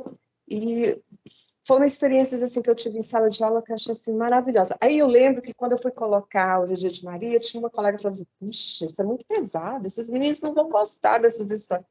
No entanto, eles amavam, porque depois nós discutíamos sobre aquelas histórias.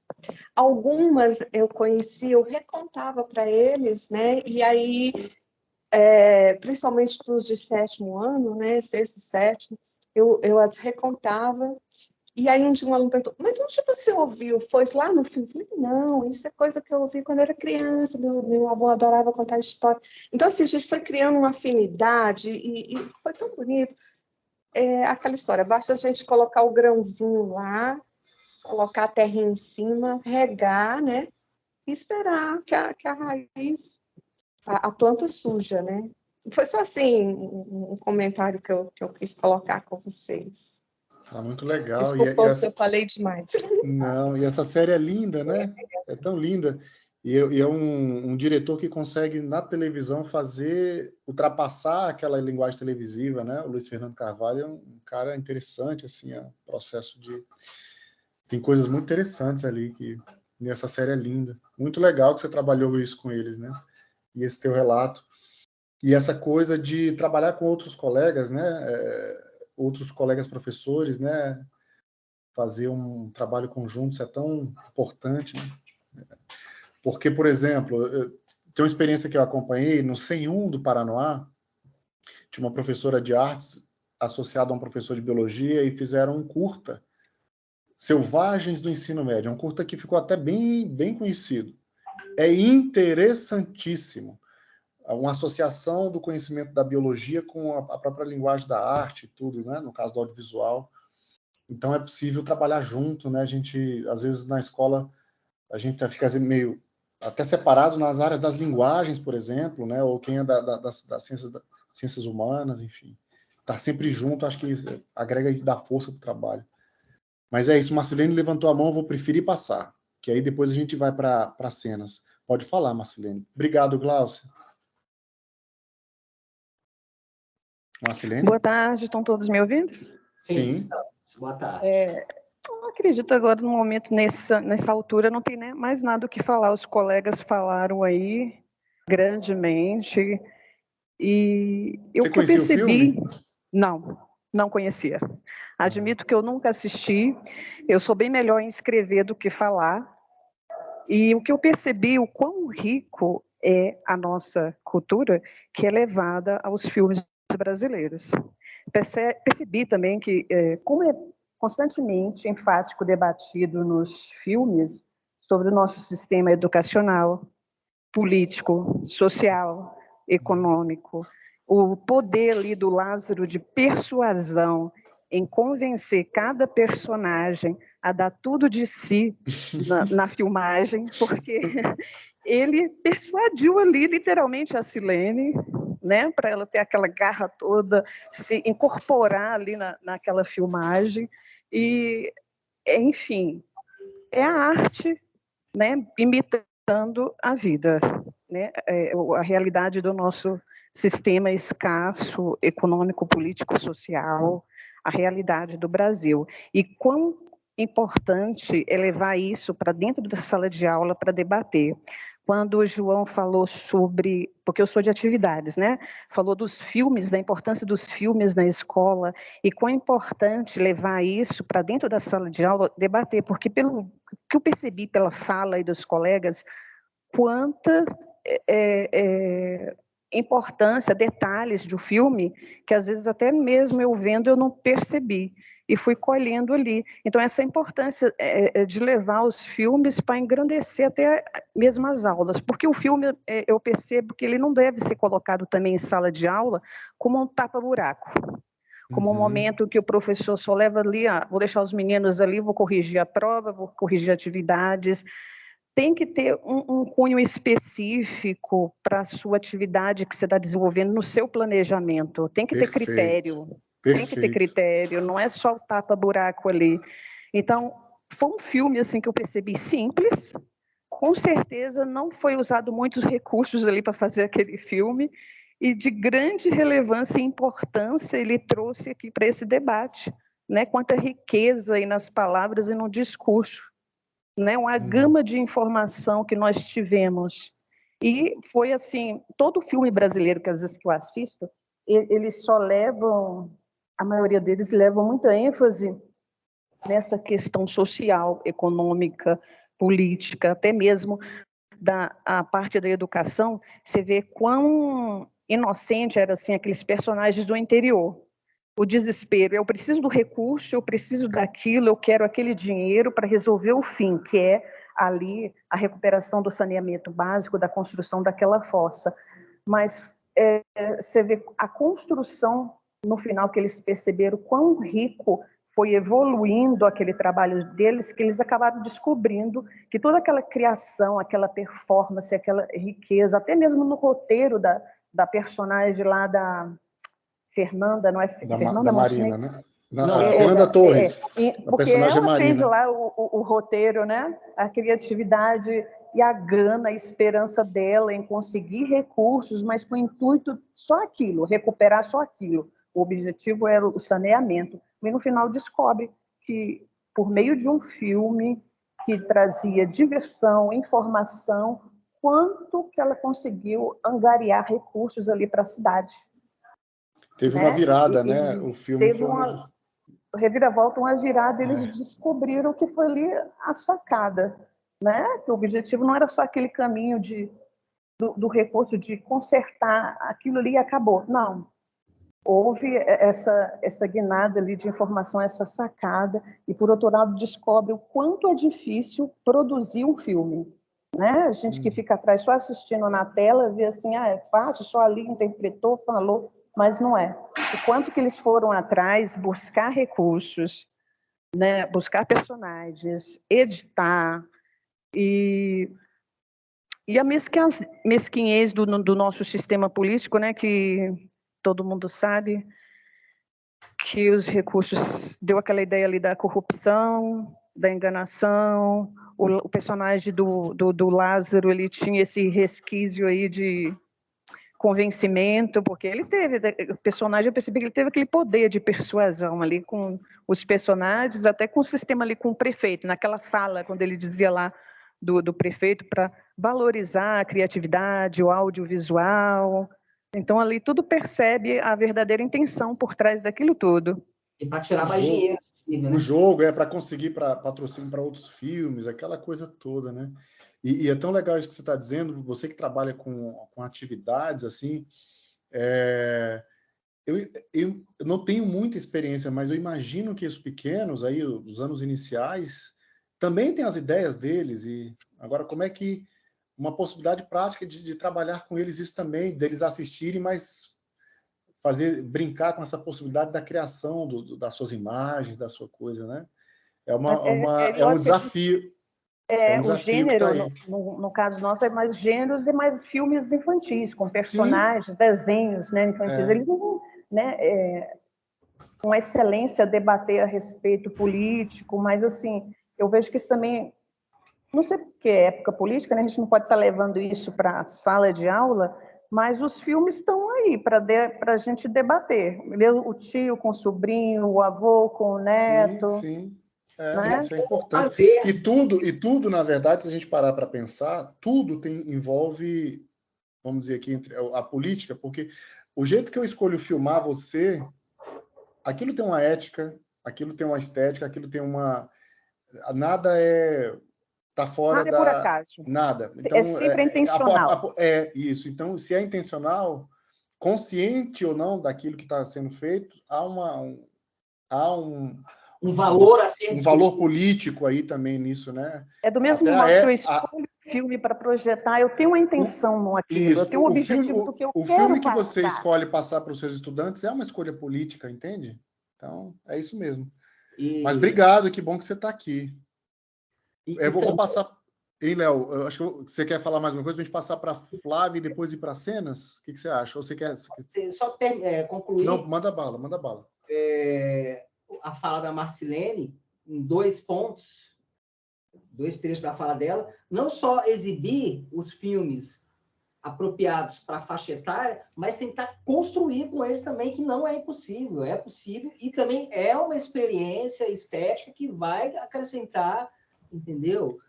Dramaturgias, recursos de linguagem, criatividade, espírito de pesquisa e investigação, de construção, e tudo sabendo adaptar para os limites e realidade da faixa etária, mas que não é possível e que existem os meios pelos quais você pode fazer alguma coisa, né?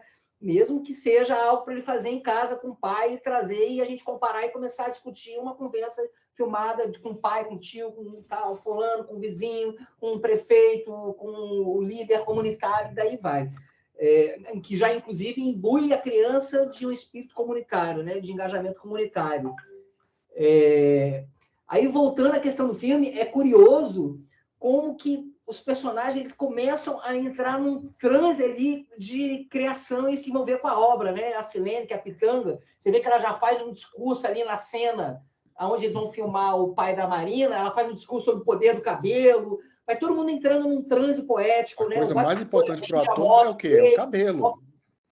A coisa mais importante para o ator é o cabelo.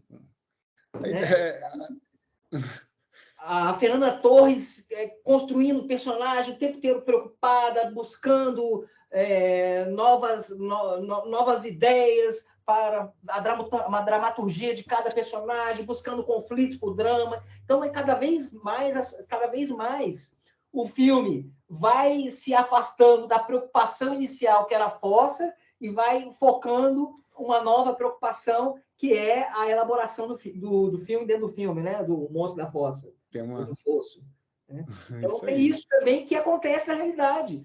Porque muitas vezes a criança e o adolescente começa um exercício de ter que fazer, vendo como uma obrigação e de mau gosto, né? Ele estou. Aí vai envolvendo, muitas vezes aquele que estava no início, que mais estava com mal vontade, lá no final é o que está mais fazendo, mais engajado, mais dando ideia, mais participando. Então, essas coisas também é um transe que vai levando a pessoa e transportando ela para uma sublimação artística, né? Isso. Bom, Flávia, a Flávia estava aqui para falar. Cadê Flávia? Você? Flavinha? E confesso também que eu não entendi no final a criança, né, com isqueiro. Há uma cena inocência aquela que a gente estava comentando, né? Que é uma... Pois eu já vi assim, bom, é um uma estranhamento. cidadezinha do interior, pessoas meio forinha dentro da sua caixinha. Veio recursos, a população, houve mais turismo, né, na cidade, houve mais pessoas visitando. Será um menino com isqueiro, fumar, já veio a inserção das drogas ali? Ou não, ou aquilo que a Madalena falou, às vezes aquele isqueiro é uma relíquia de família. Isso é uma interpretação nossa, a partir do que a gente já imagina. Ficou em aberto. O que aquele menino faria com isqueiro, gente? Só pode ser coisa errada. É porque a gente tem sempre que ter esse Foi já o que eu pensei. A influência externa, que é uma cidadezinha do interior. E aquela observação que ela faz é muito importante, porque a gente tem que estar sempre atento para não... O não julgamento é uma coisa difícil, né, gente? Estigmatizar, né? Não estigmatizar e não julgar é um exercício diário nosso, né? Não é fácil. A gente aprende, né? Porque a gente vê, um menino desse está com isqueiro... do roteirista ali, do autor, para ficar livre interpretação. Talvez... Eu acho que talvez deixar exatamente esse incômodo na nossa cabeça. O que é isso? E o incômodo também, professor, com relação de ser um isqueiro zipo, uma comunidade paupérrima, eu acho que foi para incomodar realmente, não só no sentido da criança ir por um caminho X, Y, Z, mas mais ainda de uma criança com isqueiro zipo na mão, porque, não é? Exatamente. Porque a gente tem que abstrair também. Eu acho que foi totalmente para incomodar quem tivesse assistindo. Olha, né? E nessa provocação, eu, por exemplo, eu vejo isso assim, batendo forte para mim. Você tem uma marca, olha as linguagens, o recurso às linguagens comerciais, merchandising dentro do cinema. Volte e meia tá vendo aí, né? De repente, do nada, aparece uma garrafa da Coca-Cola num filme, na outra aparece a marca, a logo de um carro, né? O próprio filme traz isso, que é você consegue o vestido da Solindez, mas tem que pegar a imagem da Solindez, mesmo que aquilo fique muito ruim para o filme. Aí vai a câmera, vai pegar lá... Ou seja, é exatamente isso que outra coisa. E agregado ao merchandising, você tem também como recurso de linguagem, de fórmula comercial para a linguagem de cinema, entendeu?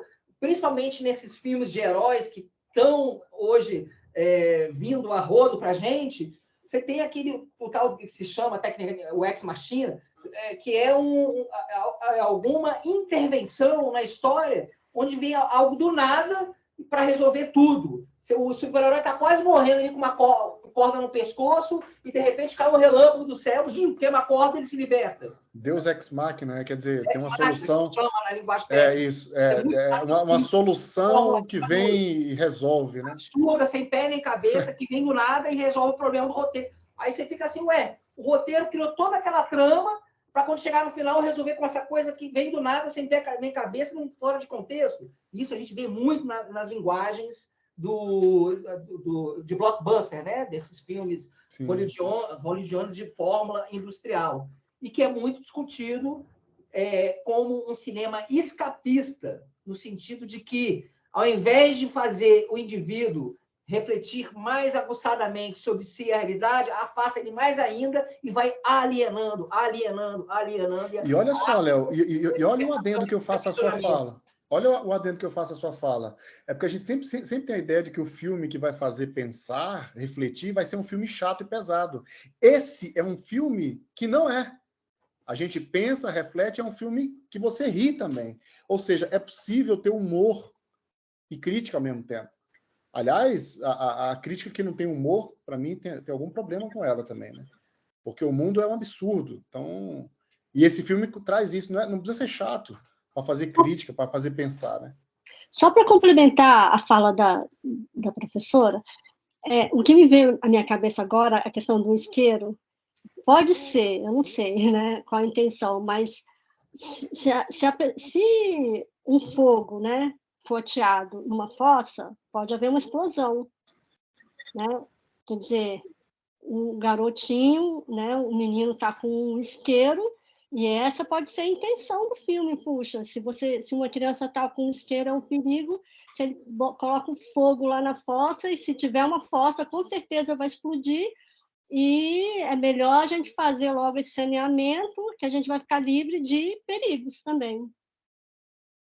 Ou vai ter continuidade o filme, né? Mas olha, trabalhando, você das artes visuais, você sabe, trabalhando com a ideia dos símbolos, né? O filme joga essa situação aí para essa gama de possibilidades de leitura, e nenhuma tá errada, pode ser, tá tudo aí, tá? Não é? Essa é uma cena, vamos dizer, como a professora Margareth diz, uma cena aberta, né? E daí, explorando a percepção da Lilian, o descaso e o descuido com uma comunidade deixa a comunidade vulnerável de tal forma que até uma criança pode criar um caos e uma tragédia em função desse descuido. Vamos passar para a Débora, que ela está de mão levantada. Tem outras pessoas aqui. Estou ar-condicionado aqui, mas estou ouvindo, tá? Porque o calor aqui está... Tem Débora ou Flávia, quem conseguir, pode ir lá. Oi, boa tarde. Estão ouvindo aí? Estou ouvindo. Não, é porque eu estou acompanhando aqui. É porque esse isqueiro aí parece que levou o caos, né, dentro do filme, né? E aí eu tô pensando assim, gente, para mim eu acho que a cena mais linda do filme é ele naquela estrada vendendo a moto, é aquela música italiana, assim, sabe? O cara que é o monstro, sabe? O cara que pediu para fazer o papel de monstro, ele não quis ser o mocinho, ele quis ser o monstro, que de um olhar, né, você é o negativo, digamos assim, que mata a mocinha, que faz as coisas todas. E, no entanto, o cara tem um quê de romantismo, um quê de companheirismo, um quê de cumplicidade, né? Que ele vende a moto dele justamente porque ele acreditava naquele trabalho que a esposa dele, a Marina, estava fazendo e que ele participava. E a galera ficou assim... Aí eu falei, gente, eu peguei outros lances, sabe? Eu vi o isqueiro também, mas isso não me emocionou. Aí eu falei assim, pô, será que eu sou tão romântica assim? Mas o interessante que eu vejo é assim, uma vez eu vi uma entrevista de autores assim de música, né, compositores, e eles falam assim, pô, quando a gente compõe, eu já fiz música pro meu cachorro e a música virou romance, sabe? Então assim, tem músicas que as pessoas fazem daquilo ali que estão acontecendo e a obra, quando vai pro ar, cada um interpreta do jeito que quiser interpretar, entendeu? Então é entregue, ele vira uma coisa pública, né? Então essa forma que você vê é a sua forma. Como já tiveram questões de textos no vestibular, assim, o que o autor quis dizer com isso? E quando foram entrevistar o autor, ele falou assim, gente, mas não foi nada disso. Nenhuma questão do vestibular é isso que eu quis dizer, entendeu? Então, músicas que é para o cachorro e o cara fala assim, pô, é amor, tal. Eu acho que isso que é o grande barato, entendeu? Nem sempre o autor, o escritor, ele é tão claro, mas também todas as visões que você tiver sobre essa obra, elas estão certas, não necessariamente elas precisam estar erradas. Tá? E essa questão do humor, eu acho fantástico, porque sim, eu também penso da mesma forma. Eu acho que a crítica, às vezes, tem que estar no humor, sabe? Ela é muito mais inteligente, eu acho que isso é muito mais sagaz, eu gosto muito mais disso. Não sei se alguém viu ou já viu A Medida Provisória, né? Que é esse filme que o Lázaro também dirigiu. Que ele dirigiu. Ele começa com humor e é um negócio assim tão sufocante, sabe? E que você ri daquilo, né? E tenso, né? E sente mal por rir, né? Isso. É terrível isso. É terrível que ele consegue com aquilo. E aí, só dando uma facada assim de leve, nós de pele branca, né? Ri disso, né? E aí, depois que você... Nossa, caramba! Você se sente mal, você sai do cinema, né? Pesado, né? Não, então a consideração é isso, né? Não vou falar mais do lance do filme, que eu acho que todo mundo já falou. Mas é disso, a gente usa e pega o que está, e depende da tua sensibilidade, né? Eu também já tinha visto esse filme, e a primeira vez eu não analisei esse filme como eu já vi a segunda, porque eu já vi a segunda mais puxando sobre fazer um filme. E a primeira vez que eu vi o filme, não. A primeira vez que eu vi o filme, a minha análise foi mais a questão da corrupção, a questão, né, de tirar vantagens ali, todo mundo tira vantagem. E o fazer o filme não era tão preocupante para mim, né? Esse lance, tudo que foi falado. E como agora o olhar muda, você já vê o filme de outra forma, entendeu? Então, é a mesma sensação do isqueiro, é a mesma sensação da moto andando. Cada um pega do jeito que você está naquele momento de você estar assistindo, né? Que é até uma posição assim, meio da psicologia, fala assim, veja quais são os animais que você vê nessa foto. Aí você só vai ver animal, porque já foi dada uma condição para você ver o animal. Entendeu? Mas de repente você vê uma pessoa, você vê um careca, você vê uma fruta, mas você só acha o animal, né? Então, é isso. Interessante isso, porque essa estratégia que ele usou que já que vocês estão tão presos no isqueiro que eu já estou lembrando de outras cenas que eu vi que chamaram a atenção também. Por que vocês estão tão presos no isqueiro, né? Engraçado como levou, né? Tem um cara no Facebook que toda vez que ele vai fazer uma receita, ele coloca uma nota de R$100 ou ele faz uma coisa bem absurda. E aí, quando você vai ver os comentários, as pessoas só falam na coisa absurda, eles não falam da receita dele, ele acaba se dando bem. Não sei se vocês conhecem esse rapaz, ele tira chave de fenda, ele tira o liquidificador do congelador, ele bota uma nota de R$100 na pia enquanto está fazendo a receita. Então, talvez seja a mesma estratégia, ele está usando inconscientemente, né, para chamar atenção para uma coisa dele, né? Não sei se isso aí é uma técnica de cinema de marketing, né, de merchandising, alguma coisa assim. De alguma maneira, no caso do grupo aqui, mobilizou uma atenção, né, vamos dizer, e tem uma coisa que a Débora trouxe que eu acho que é interessante. Geralmente, quando a gente tem esse primeiro contato com uma obra de arte, né, a gente fica muito focado no conteúdo sempre, igual ela fala, né, eu queria saber ali era da corrupção, o que é vamos dizer, o conteúdo, vamos pensar. E agora a gente está pensando, além do conteúdo, a forma, quer dizer, conteúdo e forma andam juntos nesse ponto, né? E como é que a gente consegue, então, agregar forma e conteúdo na música, no filme, no texto, né? Porque forma, o que eu vou chamar de forma? É a linguagem, né? Ou seja, como que aquela história é, no caso do filme, como ela é contada, como o Furtado escolhe contar aquelas coisas, né? Porque ele poderia falar de todos aqueles temas contando de outro jeito, né? Então, mas a gente... Diga lá, Léo. Rapidinho, só para... Estou preocupado com as pessoas que estão para falar e a gente não está... Flávia, acho que a Lília falou, Flávia, Débora falou agora, que estavam querendo falar. Tem alguém que consegue, que quer falar e... Segue, Léo. Acho que não, acho que o pessoal... E é interessante como o estado de espírito do espectador interfere na perspectiva de apreensão de detalhes da obra. Então, muitas vezes você vê uma obra, quando você revê, você viu uma coisa que não tinha visto antes e não vê aquilo que você tinha visto na primeira visualização, né? Que nem aqueles desenhos da Gestalt, né?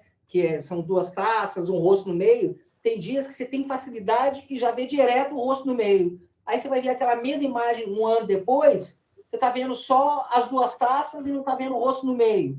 Como é que pode acontecer, né? Uma mesma imagem, um dia você está vendo de uma na predisposição, outro dia você já está vendo de uma outra predisposição, e a sua predisposição esconde uma coisa e te revela outra, e isso, para a própria apreciação da obra de arte, também está sempre acontecendo, né? Então, também a arte serve para nos mostrar que o estado de espírito interfere na perspectiva de apreensão da realidade, né? Tem essa. Exato. E aí, até uma coisa, Léo, você que da filosofia, como confiar no nosso olhar, né? Será que o nosso olhar é confiável? No sentido, é preciso sempre desconfiar daquilo que eu acho que eu entendi, ouvi, né? Ou então, desconstruir a tendência em absolutizar a realidade. Né? Isso, é aquilo. Ela é mutante, ela flui, entendeu? E a água do rio está passando e nunca é a mesma. E aceitar... Mas, assim, Professor, mas eu não achei que a gente ficou preso no isqueiro, não. Eu achei que do início da discussão até agora foi riquíssimo. Eu acho que, assim, eu vi coisas que outras pessoas não viram, eu me coloquei no contexto que outras pessoas não se colocaram. Eu acho que pescando ali, desde quando a gente levou a vara para pescar o peixe, até agora, onde a gente já chegou, eu achei que a discussão foi riquíssima, não ficou preso só ao isqueiro, não. Eu acho que a gente caminhou à beça, foi muito bacana. Não, eu achei que foi legal. O isqueiro está dando abertura para uma série de reflexões sobre o olhar pessoal, as impressões e a variação de captura de pessoas a pessoas, né? O curioso é que cada aula vai ser assim. Nós que somos professores sabemos disso, porque a gente prepara uma mesma aula para 10 turmas diferentes. Cada turma a gente vai... Inclusive, a gente que preparou aquela aula, em cada aula de cada turma, a gente vai lembrar e ver coisas diferentes. Então, nessa aula, o isqueiro pintou mais. Na outra, já foram outros. Entendeu? Isso é a terceira, quarta. Assim, né? Peraí, uma coisa que eu achei interessante é que eu acabei fazendo uma interligação entre aquela nossa primeira aula com o danado do isqueiro, né? Que ele colocava a mesma cena e ela se multiplicava em outras cenas. É o que aconteceu com o isqueiro nesse momento, né? A partir do olhar de cada um, né? Formou uma outra imagem. O efeito Kuleshov. Como é que cada um foi lendo aquela história. Gente, eu vou passar uma coisinha aqui para a gente depois partir para o final. Eu já está chegando aqui no... vou pegar um trecho aqui, gente. Deixa eu ver aqui. Eu esqueci de pegar minha água. Vai lá enquanto isso. Enquanto você abre aí, eu só vou pegar minha água 10 segundos, tá? Tá aparecendo aí, gente? Tá aparecendo? Tá sim, tá sim. Eu vou só... deixa eu ver aqui. Eu vou aumentar aqui e colocar o áudio, e aí eu vou conversando com vocês sobre uma ceninha aqui. Tá saindo áudio? Oi? Não. Tá sim, não. Tá sim. Pra mim, não. Vou botar um pouquinho de novo aqui, só voltar um pouquinho. Oi, pai. Só um momentinho, nós temos de... Tá saindo o áudio? Agora sim. Está. Tá. Ó, tá. Essa... Eu continuo sem áudio. Tá sem áudio seu? Então... Mas é só você que tá sem áudio ou tem mais alguma outra pessoa? Roda para dar, porque tá parado, né? E a gente não sabe. Vou rodar. Diversos modelos, a gente tem até um triliste, se a família for grande. Deu? Tá ótimo. Agora saiu. Valeu, gente. Olha só. Tem uma coisa que a gente já conversou aqui, que é a ideia da ficção, né? E vai ter um diálogo dela conversando com o pai, e aí eu queria que a gente... queria chamar a atenção, né? Eu queria chamar a atenção para a construção do próprio Furtado quando ele vai pensar nessa cena. Vamos assistir e a gente vai conversando aqui. Na hora que ela vai se aproximar, depois dessa primeira conversa, quando ela vai indagar ele sobre ficção. Só para vocês atentarem como é que isso é construído em imagem e som. Pode ficar à vontade. Ô, Joaquim, serve um café aqui para eles. Oi, pai. Karina, quando você diz dormente, as pessoas não entendem. Ué, como não entende? Dormente é a pessoa que dorme, está certo, pai. Está certo, mas não se usa essa palavra assim. Dormente parece mais aquelas madeiras de botar embaixo de trilho de estrada de ferro. Diga, a pessoa que dorme. Tá bom, pai. Fala. Gente, vai ser agora a cena, hein? Ela vai virar e vai voltar. Já tem até uma indicação aqui de texto. Olha só.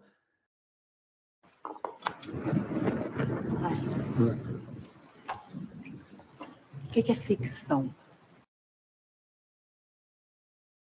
Olha só essa pergunta e eu queria ver como é que apareceu para vocês, porque mudou completamente da virada dela para o retorno para conversar com ele. Mudou o clima, né? Entrou um trovão, o tom dela, o plano que estava mais aberto agora fica mais fechado nela e nele. Então é só para a gente perceber que uma sutileza como essa é uma construção aí do Furtado, né? Enfim, olha, ele tá está tentando dar bastante, vamos dizer, ênfase para essa coisa, né, o que é a ficção. Aí vamos terminar aqui o diálogo. Mas só para vocês entenderem como é que isso se construiu, ele pegou aquilo que estava e filmou isso, né? Isso é muito interessante. Ele coloca um som de trovão e, em seguida, fecha mais o quadro nela, e depois, antes o quadro não aparecia esse quadro em que ele está aparecendo, agora aparece, e eu acho que isso é bem interessante para a gente pensar a construção do filme, né? Como ele foi filmado, né? Como assim? Um filme de ficção, pai, o que é? Um filme de monstro, futuro, coisa que não existe. Ficção. É isso.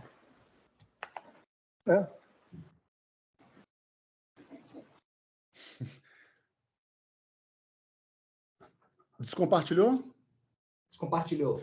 Olha só como é que o Furtado filma essa pergunta, essa questão da personagem da Fernanda Torres, né? E ela parece que não está bem resolvido isso na cabeça dela. É muito legal o cinema, porque ela, do jeito que ela está ali, vira e ela tá a dúvida permanece. Parece que a questão está ali ainda, né? Agora, só para detalhe, como é que se dá esse processo da filmagem mesmo, né? Que eu queria trazer um pouco disso, né? Acho que é isso. E o curioso, que me chamou a atenção agora, é que quando a filha pergunta para o pai o que é ficção, já vem trovão. O close, fecha o close no rosto dele. Não é um close, né? É o primeiro fecha mais o plano e vem trovão, ou seja, meu Deus, o que é isso? Quer dizer, ele subliminarmente colocou aquele som ali de trovão e chuva para reforçar ainda mais o que é ficção, pai? Pelo amor de Deus, me explica isso. E aí coloca um trovão e o tom dela desce, ela fala mais perto, o quadro fica mais fechado. Então é para a gente entender essas gramáticas, né, de construção do filme na filmagem em si, né? É muito... E é um pouco disso que é legal a gente começar a perceber, começando a perceber esses meandros para o nosso trabalho mesmo, depois com os estudantes e o nosso próprio, né? Como no audiovisual, no texto literário, como dar ênfase, mas como então dar ênfase num filme? Como dar ênfase? Como é que eu posso ter uma ideia de dar uma ênfase para uma coisa? É só fechar um quadro? Ou como é que o áudio entra para dar essa ênfase? Ou como é que... Né? Então, aqui eu acho que é um exemplo, um modelo de que como é que o Furtado resolve cria um clima, né, para poder trazer essa pergunta. Né? E curiosamente, são dois personagens fictícios discutindo o que é a ficção, num filme de metalinguagem que discute o que é o filme. O que né? é o filme. Então, olha o jogo de reflexo que tem aí. E, em última instância, a gente estava até conversando, acho que foi nessa aula, né, lá no começo, não sei se foi agora ou foi na manhã, a questão filosófica, em última instância, na discussão do que é ficção, acaba trazendo também a discussão qual é a fronteira entre realidade e ficção. O que é a realidade, o que é ficção. Até que ponto a realidade, da perspectiva do olhar de cada um, não é a ficção que cada um criou para a sua própria realidade. Então, olha o tanto de discussão que tem. E, claro, aí ainda, quando é lançada essa pergunta para o pai, ainda fecha no rosto dele com o olho arregalado, parece que essa questão salta mais ainda para mim nessa construção de plano específica da linguagem audiovisual. O que eu acho mais legal dessa cena para tratar com vocês é trazer um exemplo prático, um exemplo de, assim, vamos dizer, olha aqui como é que isso aqui foi filmado, para apresentar essa questão, para dar essa ênfase. Então, eu acho que é nisso que depois, na prática, a gente vai começar a tentar pensar o trabalho, vocês e tal, né? Esses detalhes são essas escolhas, né? E são escolhas muito práticas, não é nada muito... a gente pode pensar isso no trabalho com os estudantes, né? Por que você está filmando desse jeito, essa cena com a sua colega? Então, essas escolhas dos estudantes já vai envolver um monte de coisa, a nossa própria. Então, tem a ver com aquilo que o Aparecido estava em dúvida, como é que eu vou filmar para dar uma ênfase em tal coisa, para dizer tal coisa, filme meu neto ou minha neta assim, assado. Então, são coisas que vão fazendo o processo criativo se dar nisso, né? Como que eu resolvo uma questão e como que eu posso sugerir para quem vai ver uma ideia. aí é que eu acho que para mim é o grande, vamos dizer, um foco assim para a gente pensar no nosso trabalho seguinte, né? Que é o nosso trabalho prático. Eu queria deixar essa ceninha aí porque eu acho que é interessante. E Rafael, e possivelmente a gente não pode ser categórico em nada no que diz respeito à interpretação, né? No âmbito subliminar, pode ser que quando você lança a pergunta o que é ficção e fecha no rosto de um personagem, isso leve por impacto dramático e de jogo de enquadramento, leve o espectador a sentir mais aquela pergunta e se provocar sobre ficção e realidade do que você fazer a pergunta e deixar o plano todo aberto, um quarto imenso, com pessoas afastadas, cada um... Porque ele poderia ter filmado de outro jeito, né? Então, percebo que a dramaturgia não está só na interpretação do ator. A dramaturgia ela é catapultada pela construção de planos, de quadros da imagem, da câmera, da montagem. Né? De como ele resolve enquadrar aí, por exemplo, ele está num plano mais aberto e vai para um plano mais fechado. E quando você está dando um plano mais fechado, você está querendo dar ênfase para aquilo, né? Eu sou uma gramática bem própria, né? Eu estou colocando um foco naquilo. Então, a gente começar a perceber, entender isso quando a gente vê um filme, opa, esse diretor agora está filmando aqui mais fechado, está mais assim, então alguma coisa aqui ele está querendo sugerir, me sugerir, entendeu? Rafael. A questão do próprio trovão, né? Porque assim, quando vem o trovão, que ela vira, de repente você pensa que ela vai falar do clima. Então, ele chama atenção e aí aparece outra coisa. Também é uma maneira de puxar para o que vai ser dito, né? Eu não sei, tive essa percepção.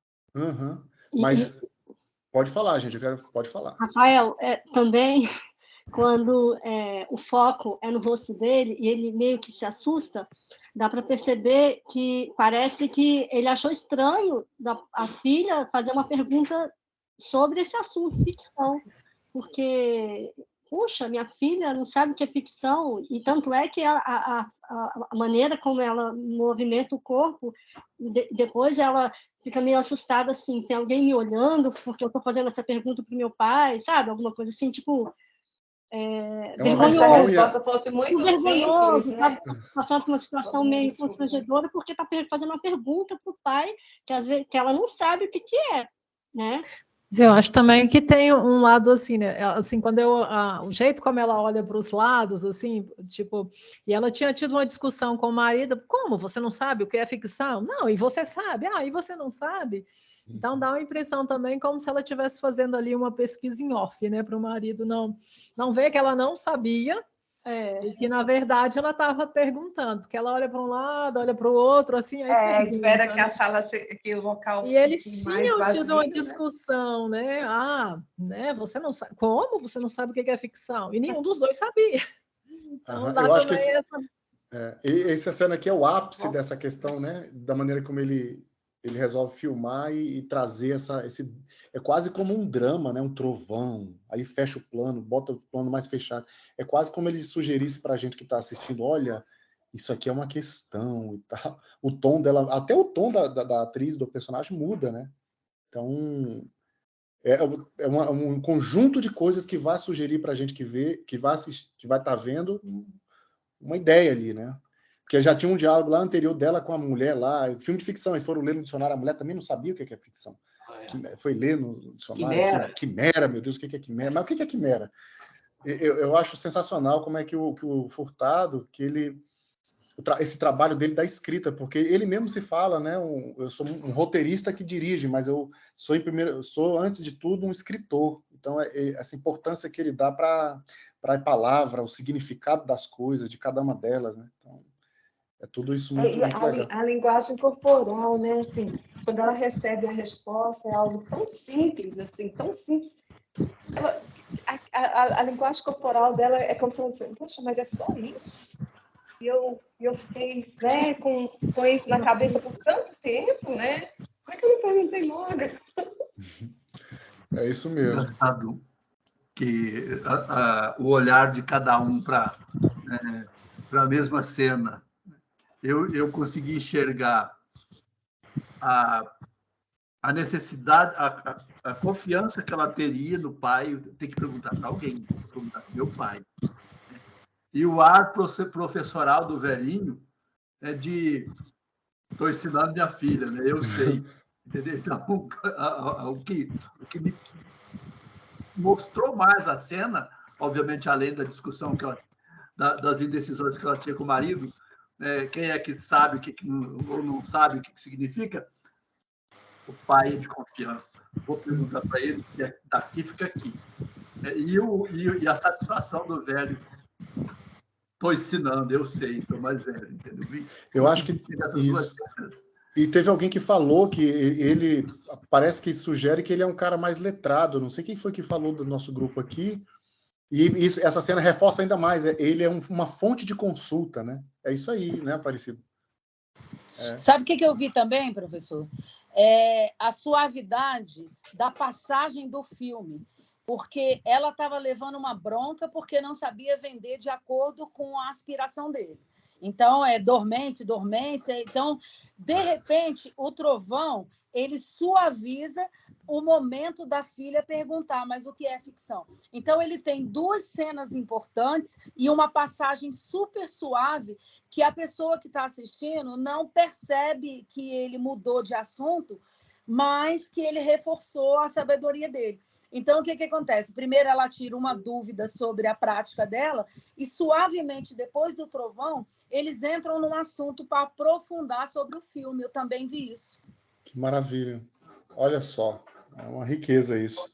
A cena da Quimera foi, eu não me lembro agora, foi antes, né? Que eles consultam no dicionário. A cena está no minuto 13. A Quimera é um personagem mitológico que muitas vezes a gente tem como referência de seres superiores que vêm do alto. Né? E eles leem isso no dicionário para tentar entender o que é ficção, né? E logo em seguida a filha vai perguntar o que é ficção e vem um trovão caindo para abrir esse diálogo. Então, mas eu acho que ela perguntou antes, eu acho que ela foi ver depois, não foi? Não, na ordem do filme eu acho que foi depois. Não, na ordem do filme, ela no minuto 13, ela conversa com a funcionária da prefeitura, consulta, é no minuto 13. E ela pergunta, e aí elas vão ao dicionário, então tem toda aquela cena do dicionário, e aí entra nessa coisa da Quimera. Aqui já é o minuto 16, porque eu acho que continua aquela. Olha, ela chega falando pro marido, olha, tem que ser um filme de ficção. Aí, meu Deus, o que é isso? Aí eles têm aquela discussão, e aí ela fica com aquilo, e aí chegou nesse ápice, agora ela vai perguntar pro meu pai, acho que ele vai saber o que é isso, pelo amor de Deus. E aí. É como se o pai fosse dar o golpe de Minerva, né? Isso. Tá com ele. Até isso que eu ia falar, essa linearidade, né? Primeiro a funcionária, que é quem diz, tem que ser ficção, mas não sei o que é. Ela vai no primeiro, que é o esposo. Aí depois ela vai no pai, que é bem o que o colega falou de dar o ponto de conforto. Não, meu pai sabe como as palavras são formadas, ele chama a minha atenção por causa disso. Então, meu pai vai saber explicar. Aí tem toda essa formalidade, né? Não, ficção é tal coisa. Que era para ser um diálogo simples, mas realmente é isso, de chama a sua atenção. Olha, isso aqui é um acontecimento, esse negócio da ficção vai pegar, porque isso delimita todo o filme, né? Todo filme. Tem que ter um monstro. Vai ter um monstro. Então, isso muda completamente, porque eu jamais imaginaria um monstro num filme de saneamento básico, né? Exatamente. E só chamando atenção para essa sequência da cena de ficção, essa é em que aparece essa ênfase, aí diferente das outras, que é um diálogo assim um pouco... Esse é uma coisa quase, meu pai, pelo amor de Deus, me ajuda. É um outro tom, é uma outra... E a maneira como é filmada e o som do trovão e a coisa toda. Né? E a resposta dele é parcial, né? Porque ele fala que ficção é ficção científica, né? É que ele ficou de monstro, meu filho. Ele fala assim, numa certeza, numa coisa que, tipo, você é boba, né? De monstro, né? Como se fosse uma verdade absoluta e tá tudo certo, né? É isso. Gente, a gente chegou aqui no horário e... Poxa, eu acho que foi riquíssimo. Nossa, tanta coisa bacana. E aí, a gente queria conversar, antes da gente encerrar, conversar com vocês uma questão que é o seguinte. Rafael, pode interromper a gravação, então. Eu vou interromper a gravação, tá? Porque aí é só para a gente acertar como é que vai ser os próximos encaminhamentos.